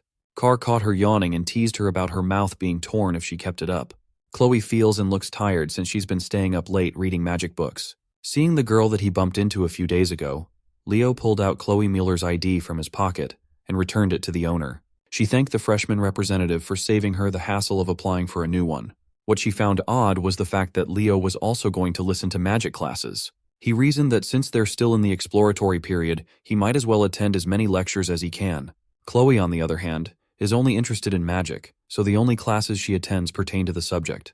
Carr quietly whispered to his buddy that this Chloe chick, this ice woman, was aiming for the top of the magic division. You see, Carr's mouth doesn't have volume control, so Chloe Mueller heard all of that. Carr immediately noticed the temperature drop as soon as she stared at him. Just as he was about to wriggle his way out of trouble and move to the back, a massive ice pillar stood in his way. It was a perfect crystallized pillar that nearly locked Carr inside the iceberg. With nowhere else to go, Chloe dragged him into the front seats to behave and pay attention to the class. The next second, another familiar face showed up in the lecture hall. 2 of them, in fact. Unsurprisingly, Abad and Chelsea Llewellyn, the prestigious mage family, are also present for the magic class. Suddenly, the door swung open and the atmosphere of the entire room shifted. As soon as he walked into the door, he effortlessly commanded everyone's attention. As he walked into the podium in front of the class, the girls started blushing and murmuring just how handsome their magic professor was. With a clean, slick-back look, a dapper tie, and an overall immaculate drip, Len Hors introduced himself as the first-year Magic Division professor. He brought with him a thick stack of paper. Before starting today's exploratory class, he wanted to do something drastic. With a flick of a finger, the stack of paper in his desk flew all over the room and eventually found themselves neatly arranged on top of each student's desk. For introduction, everyone will take a magic theory exam right from the get-go. Of course, everyone was surprised to find that they were being tested in magic theory before a single lecture. Professor Len Hors asserted that students who fail to meet certain standards will be banished from his class. Since all of them are Lumine students now, this much should be the standard. Upon finishing the exam, they are to hand the paper to his assistant, Anna. Contrary to the intensity of Professor Hors, Assistant Professor Anna is like a ball of sunshine. The one screwed over the most by this first-day exam is undoubtedly Leo. All it took was one look at the first question, and bro immediately knew he was cooked. He is clueless when it comes to current magic trends. The increasingly complex formulas in his paper are simply indecipherable to his eyes. While the clock ticks, every student tried their hardest to squeeze the last bit of their brain juice to answer the intricate questions. As grains of sand fall to the bottom of the hourglass, tensions rise. Their futures as magic heroes depend on this exam. When the time was up, the students discussed how surprisingly easy the exam was. But none of the best and the brightest managed to answer the last question. Compared to them, Leo was stressed. He only managed to answer one question even though he really tried his hardest. As he shakily submitted his paper, he regretted not learning more about modern magic before coming here. Thinking that it was hopeless, he immediately left. He couldn't stand staying in the lecture hall out of embarrassment. He reckoned that he should just study magic on his own time. For the past 100 years, magic has evolved by leaps and bounds. Magic that once required a perfect understanding of complex concepts can now be used just by memorizing mind-numbing activation conditions. Professor Hors quickly checked the papers. Bro didn't even need any supplies. He's raw dogging it with his fingers. Meanwhile, Leo concludes that magic's development towards memorization has worsened the overall level of magicians in current times. After checking the exams, the professor flexed his magical muscles to his students a little bit. He summoned a bright orb of light that illuminated the entire lecture hall with strange runes and other worldly concepts swimming around. This is the essence of the magic he personally crafted. From start to finish, he built this magical algorithm brick by brick. The goal of his class is to create students capable of researching and making their own brand of magic. That is also why he made them take a test on the first day of exploratory classes. There were 49 questions worth 1 point each, based on simple memorization of increasingly difficult concepts. The last question, worth 51 points, analyzes the true essence of magic. Professor Hors hopes that in the future, his students can become magicians capable of solving that last question. Chelsea breathes a sigh of relief. Now she can rest assured that no one else got the last question correctly. She didn't even know where to start solving it. She looked up and saw Leo's seat empty with his exam paper neatly laid down, thinking that he had given up. That bummed her out. It would have been nice to attend magic classes with him. After the professor's impassioned speech, his assistant came up to him and whispered something with urgency. Anna quietly told him that there was a student who solved the 50th question correctly, shocking the stern professor. The stoic and firm Len Hors vanished. He heartily laughed in front of the class upon hearing such good news. He asked his class who among them just made history as the first student to figure out the 50th question in one take and get a perfect score. Professor Hors was blushing and salivating at the thought of molding a generational magic genius.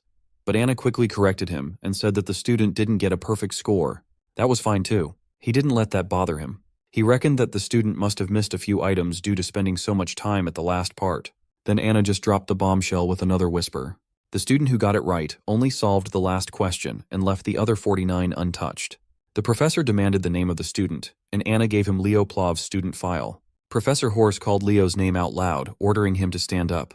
But it was too late. Even his friends didn't notice him slinking out of the classroom after shamefully submitting his work.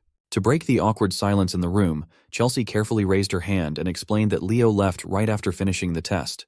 His test score is an utter anomaly. He technically scored the highest out of everyone else by solving the last part and nothing else. The subject of the magic class's uproar is already in the cafeteria, hanging out with Celia. He shared what just happened, and she laughed at his face for fucking up the exam. He got a cute baby bird in the summoning class, and he crashed out in the magic class. In Celia's opinion, Leo must realize that he's doing something wrong with his school life. She insisted that he should just focus on his swordsmanship. He's a knight major, after all. When asked if she would like to do some stamina training, she immediately changed the subject. Their friendly conversation was interrupted by a ghastly presence zooming in behind Leo.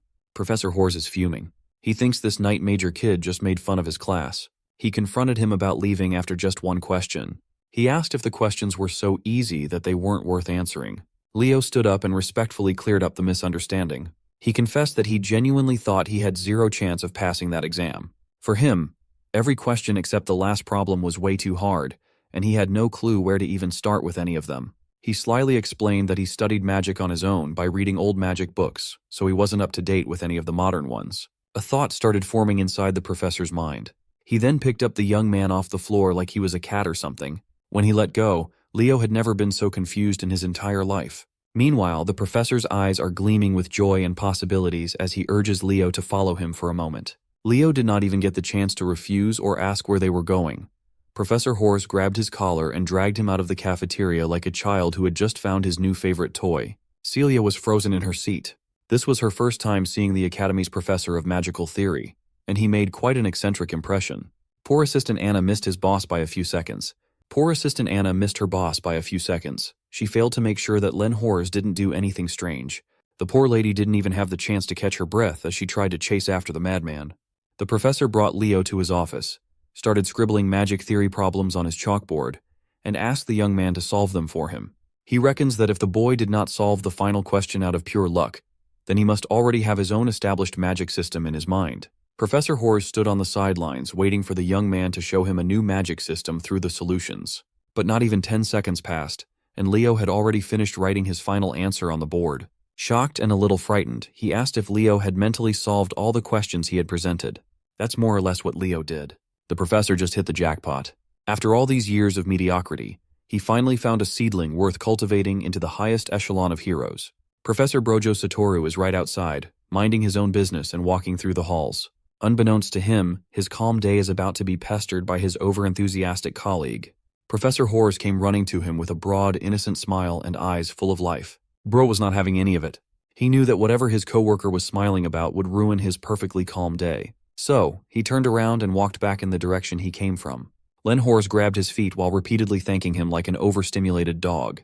Professor Albie had to use magic to keep him away. This is not the first time he has seen Len Hors act out, but he's going a bit too far today. Professor Hors didn't give a damn even if he's suspended midair. He just wanted to express his gratitude for discovering the genius that is Leo Plov. Albie was confused. Why would this magic fanatic call a knight in training a genius in magic? Hearing him mention knighthood and Leo in the same sentence made Professor Hors irate. He insisted that the kid must become a sorcerer at all costs. He won't stand by and let such a talent rot away while wielding metal sticks. Finally, his assistant and part-time babysitter Anna caught up with her boss. While he was ranting about how sending Leo to the Knights would be an insult to the field of sorcery, Albie dropped him to the ground. At least the professor is very appreciative of Anna catching his fall. After running all over the campus, the sunshine and rainbows demeanor of the assistant is gone as she insists that they return to class. Speaking of the devil, Leo walked past the commotion, and Professor Albie gave him a reassuring smile. The young man reckoned that sorcerers have not changed at all with time. Even to date, they're all lunatics. A week after the magic theory debacle, the exploratory classes finally ended. Leo is just chilling on the roof, reading his book away from any drama and over-the-top commotions. As usual, he is researching his own legacy. Today, Kyle, the supposed hero of the beginning, is widely known as a fraud. Seeing how the world moved without him and the change of perception is still weighing on his mind. While he was quietly contemplating the passage of time on the rooftop, the first-year professors were running around the campus halls. Without even knocking, they barged into the principal's office with complaints. In Professor Elan's hand is Leo Plov's application form. Listed on the kid's major course are knighthood, sorcery, and summoning, all three of the major hero disciplines. After seeing the kid's untapped potential in every field, the professors are engaged in a war to get him to their side. Moreover, a student taking on every major discipline is unprecedented in any hero military academy. They think that their students must devote themselves to a single major. Principal Badian just laughed at their squabbles, saying Leo reminds him of that fictional hero from all those grandiose storybooks. Hearing the principal made the professors pause their chaotic debates. Principal Badian cited that the fifth great hero, also known as the hero of the beginning, Kyle, is the only person who allegedly mastered all classes in history. Meanwhile, Celia and Chelsea are currently panting in exhaustion as they run around the track. Carr found Leo lounging under the shade of a tree and asked why the girls are training so heavily on a weekend. Chelsea asked Leo to train her, and he obliged. That doesn't explain why they're just running circles, though. Leo simply answered that, above all, even more important than weapons, a hero must possess unlimited stamina. This cardio exercise will enable that. Even Chelsea has completely bought into the idea that stamina is the most important aspect of a battle mage. On break, the girls flocked to Leo as he handed them water bottles to hydrate. Surprisingly, Chelsea seems to like training her stamina on the weekend. She wants to run with Leo. As soon as Celia heard the poor girl say that, she spat her water as the trauma of training with Leo surfaced in her mind. Since he's already planning to run anyway, he might as well direct the ladies. But Celia has vowed to never run with him again. Noticing their interaction, Carr asked Celia and Leo what was going on between the two of them and why they seemed so close. He even thought they were dating at first. Celia ended the confusion by dropping the bomb that they are nothing more than cousins. Leo is her paternal aunt's son. The revelation that Leo has Zerdinger blood running through his veins utterly shocked Carr and Chelsea. Leo finally got off his ass and started stretching to join the ladies for the next round of hellish cardio. Not one to waste his time training, Carr made his exit. He's planning to explore Lumeria City a little bit more. Celia tried to tag along with him in the blissful city, but Leo had already grabbed his cousin by the hair. Today is a training day. Carr could not help but think that every noble in his circle doesn't have an ounce of dignity. Time passed, and the much-awaited class assignment day finally arrived. Leo walked to the classroom he was assigned to, namely Class 1-5. Inside, he saw Carr sitting down, calling his buddy over to the seat beside him. The sly businessman was the first one to arrive since he already knew what class he was going to be assigned to. Say what you want about Carr. That boy is good at gathering information. There's another familiar face in their class. Chelsea is in her seat. It's hard to tell if she's dead or alive after the hellish weekend of training with Leo. Carr asked what kind of hell Leo put the girls through, and he answered that they just went over the basics. Suddenly, a pair of lowly extras peeked through Class 5, also known as the Class of Anguish, and mockingly wondered how many of their pitiful juniors would remain after the first semester. A lazy voice interrupted their jeering. He asserted that these two seniors mocking the freshmen are much more pitiful in his eyes. The pair of extras turned around and immediately felt their blood run cold. A man with uncombed dark hair and an unkempt beard stood before them. His aura was suffocating and overwhelming. He is Herod Edmund, homeroom professor of Class 1-5, also known by his nickname, the Wailing Wall. This dude told the extras to form a chair with their bodies, and they did it out of fear. He sat on his human chair and addressed his students as worthless dregs. Class 1-5 is the class for failure, which scored the lowest among the incoming students. Professor Edmund is pretty sure that the kids have already heard rumors about him. He asked his class if anyone knew why he chose to assign himself as the advisor of this cursed class. Carr carefully raised his hand and answered that the Wailing Wall must have stepped in to help everyone improve their grades. The professor already knew Carr Thomas by his full name. His answer is fitting for someone ranked dead last in the academy. Professor Edmund changed the question and asked if anyone in this inferior class understood the duty of a Lumine Academy student. Chelsea bravely raised her hand and answered that it's their duty to capture the hero's world through practice missions. That is the correct answer. But all the professor can see are the faces of kids who would die a few minutes after entering the hero's world. So, wouldn't it be better if he just expelled the pathetic bugs who would only hold their comrades back? This is precisely the reason why he took over Class 5. That is also the reason why he is widely known as the Wailing Wall. While he was scaring the shit out of his students, Leo stood out as the only one unfazed. The professor quietly assessed that this kid would probably be fine if dropped into a hero's world right now. He then ordered everyone to change their attire to exercise clothes and head to the drilling grounds afterward. It's the first day of classes, so it's time for some combat studies class. Class 5 followed his directions and quickly assembled on the track. While his students were exposed to the harsh sunlight, the professor set up a huge umbrella, a lawn chair, and even some tasty drinks to relax on the sidelines. It's time to fix the rotten mindsets these kids have developed since joining the prestigious academy. He asked another question. He questioned what would save them in the real world, where life is so fragile when push comes to shove. Nella Carvin, a timid night major with a rare healing attribute aura, meekly answered that she would be saved by her fellow comrades by her side. That's the wrong answer. Professor Edmund asserted that their only saving grace is their own ability. Only when they hone their skills in the face of danger can they even begin to lend help to their comrades. As a follow-up question, he asked if anyone here is confident in their ability to protect their comrades. A jolly, fiery, and poised voice sounded out from the crowd, asserting that she was confident in her capabilities. To explore that answer, the professor asked the girl to create a fireball so they can see if she's an adequate magical knight. The girl in question is the spunky and upbeat Eliana Layden, a dual-class magical knight. After displaying her fireball, the professor wasn't convinced that she had what it takes. He even insulted its size and intensity, telling her that it's not enough to even kill an ant. Challenged by the professor's comments, Eliana injected even more mana into her spell, creating 2 fireballs while warping her surroundings into a pool of flame. Not only did she increase the number of fireballs, but she also doubled both of its sizes.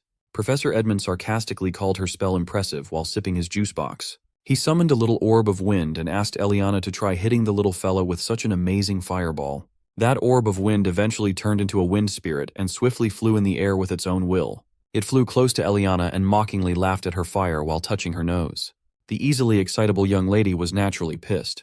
She started dishing out fireballs left and right, desperate to clip the annoying wind spirit. After wasting her mana with attacks that can't even make contact, the professor interjected, "What's even the point of increasing the number and size of an attack if you can't even hit the enemy?" This exercise is to make his students feel the thing that they lack most, the ability to use their skills effectively in practice. They must hone their skills and push past their limits. That's the hero's way.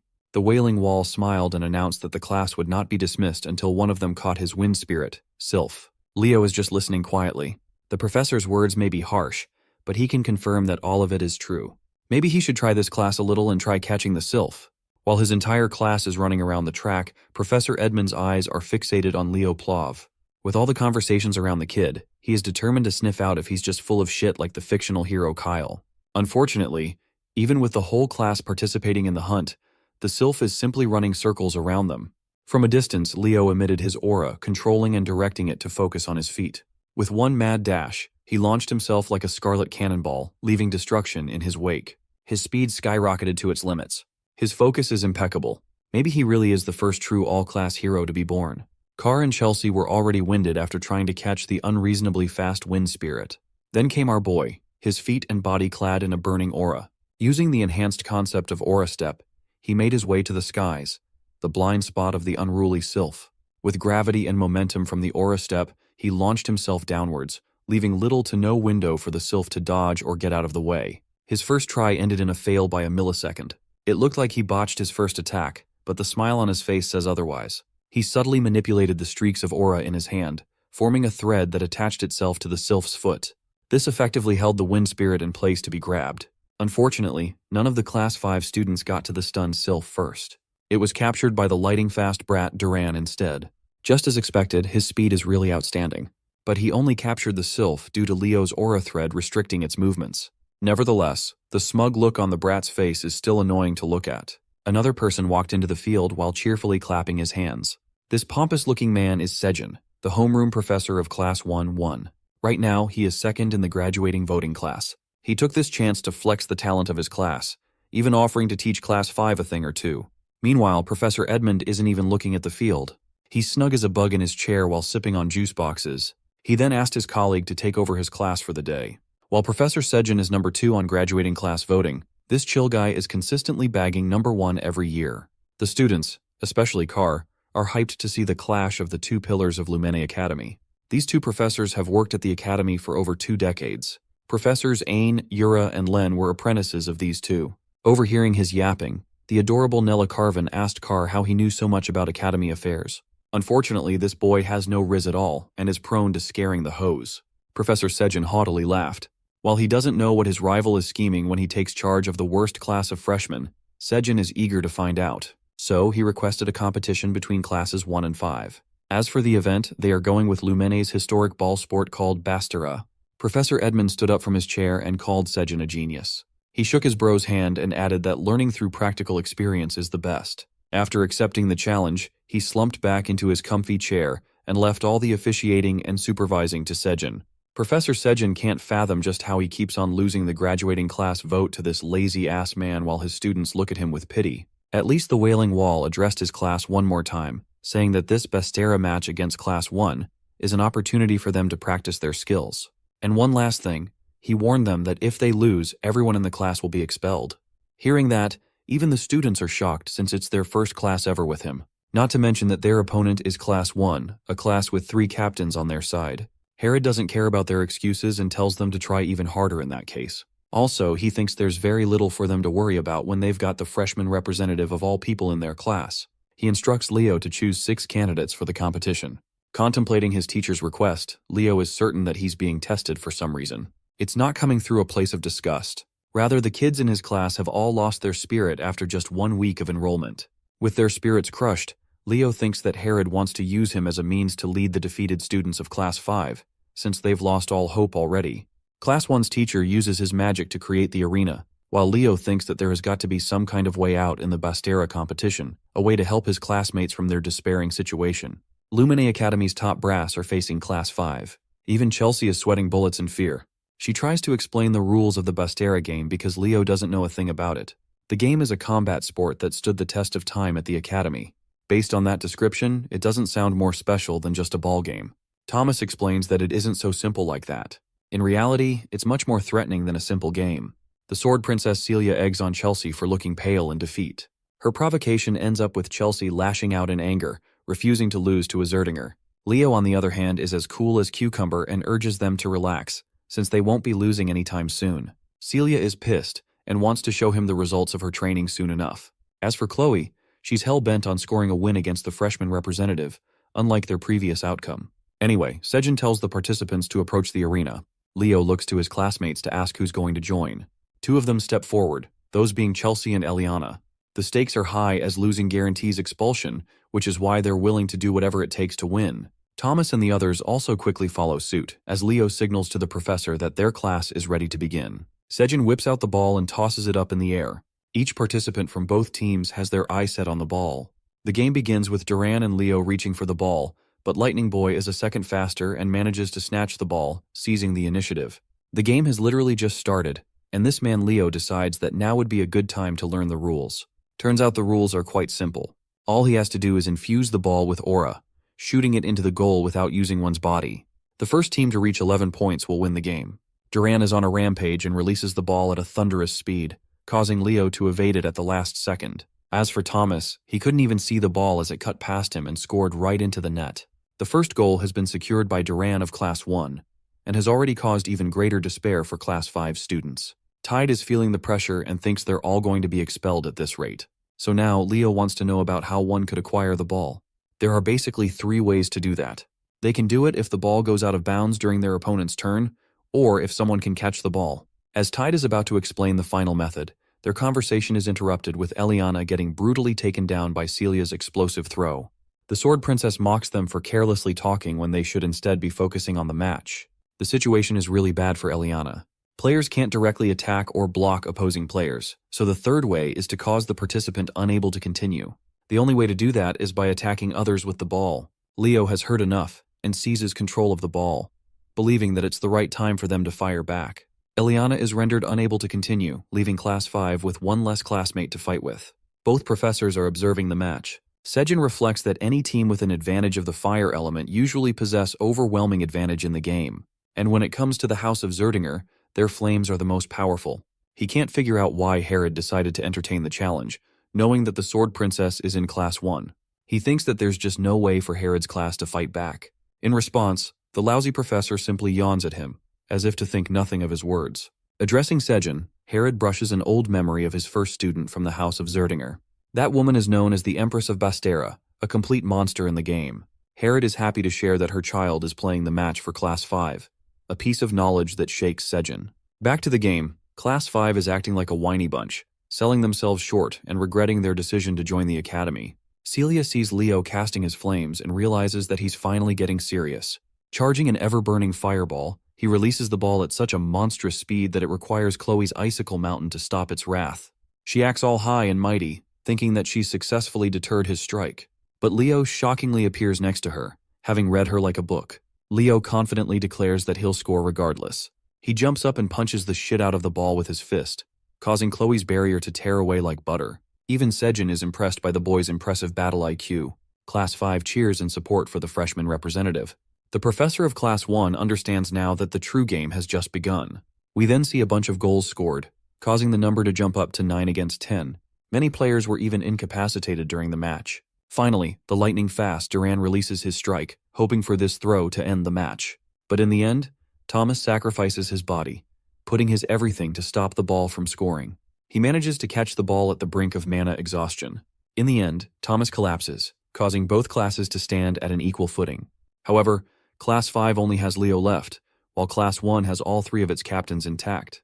It seems like a great disadvantage for their class in terms of numbers alone. Ice Mage Chloe is ready to exact her revenge after her crushing defeat in the previous exam. She forms numerous copies to further increase their defenses. Leo is about to take his one final leap against Celia and Duran. His feet arched from the ground. He blitzed with inhuman speed, shocking the three captains with how fast he vanished.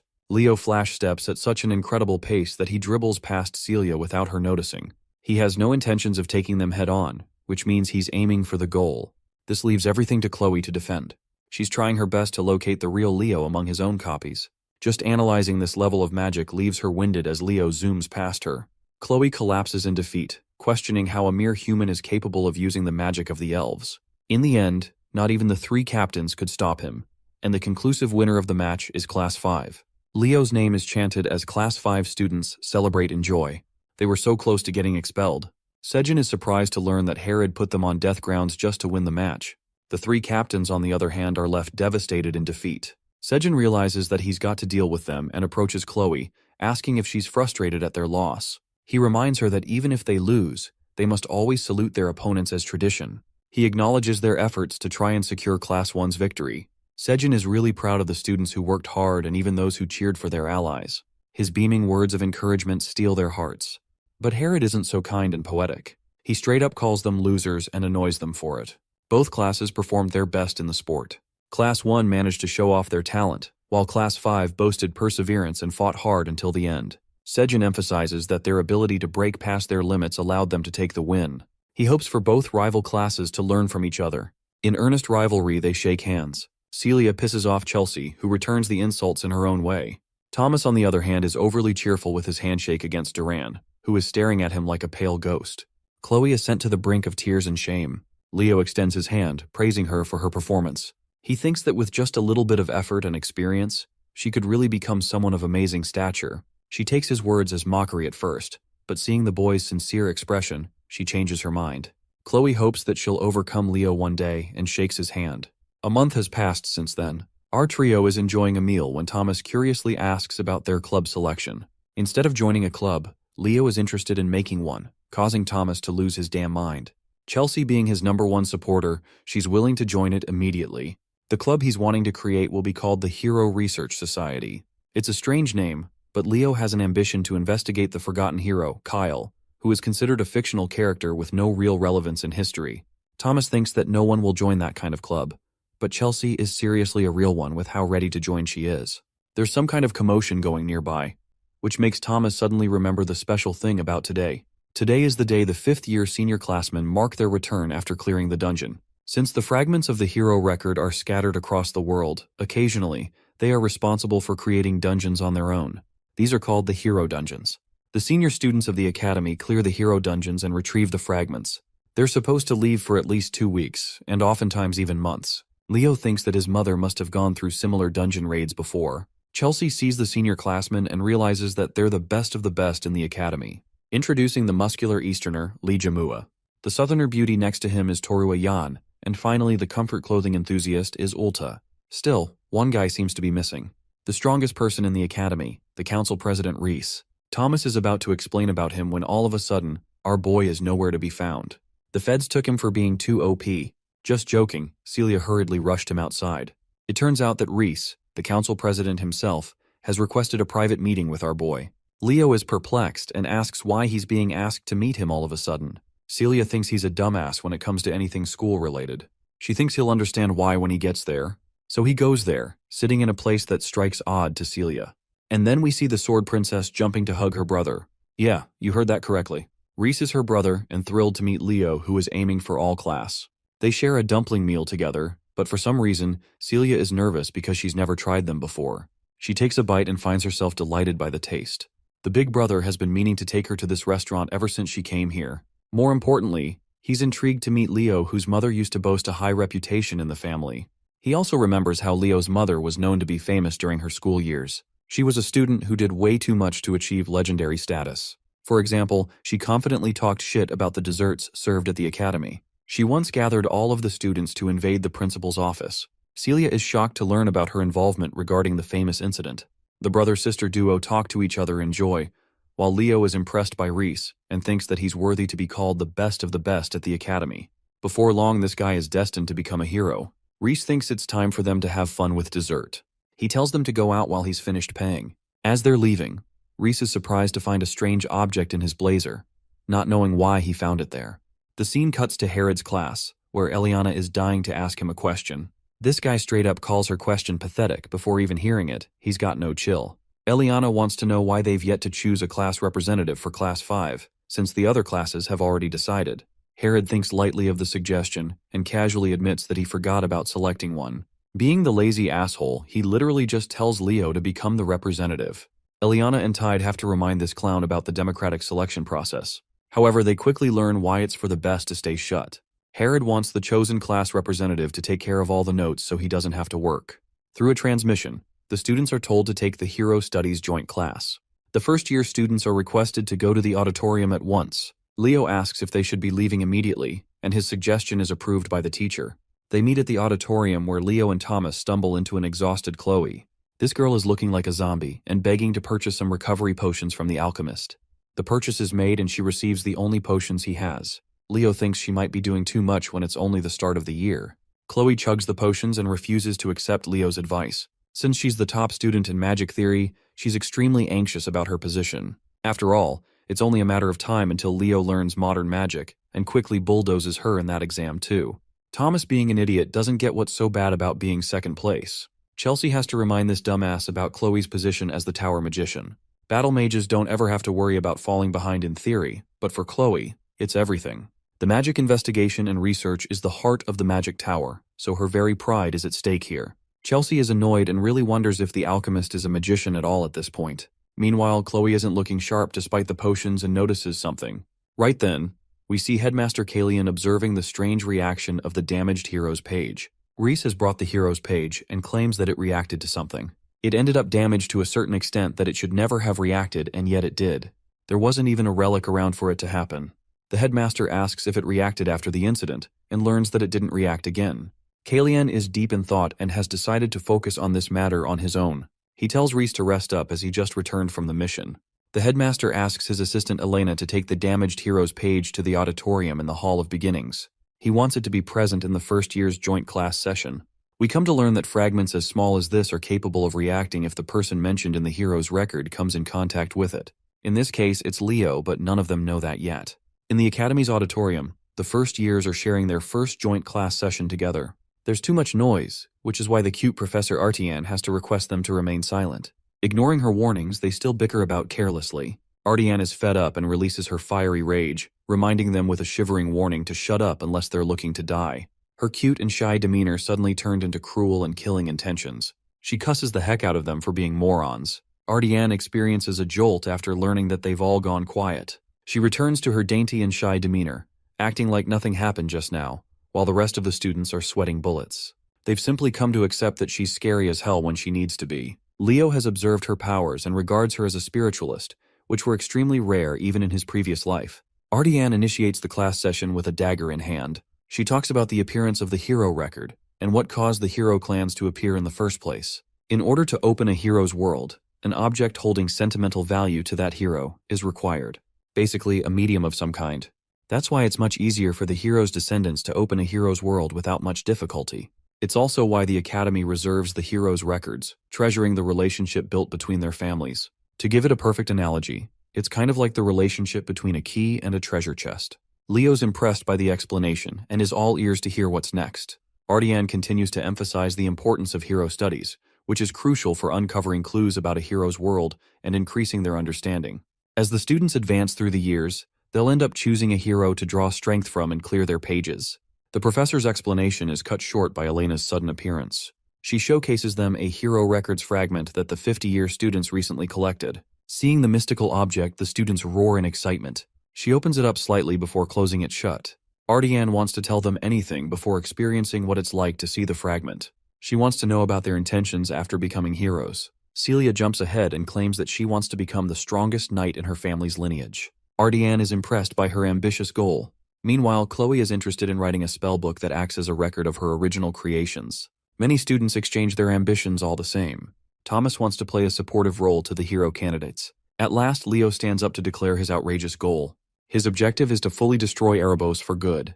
This declaration catches the attention of not only the students, but also the professors. Ardian tries to transition smoothly, despite being shaken by his words. The rest of the students from the other classes are gossiping about his fancy goal, believing that they're just empty words. As for the professors, Herod is kind of stumped, knowing that Leo just doesn't say things without intention. It's been 1,000 years since Erebos was divided into multiple pieces and sealed. However, he's also resurrected in similar ways over the recent years. Even a single piece is responsible for unleashing much destruction. But this kid just started the impossible. He doesn't just want to eliminate one piece of the demon, but the entirety of Erebos itself. Ardian wants to help explore the hero's record at last.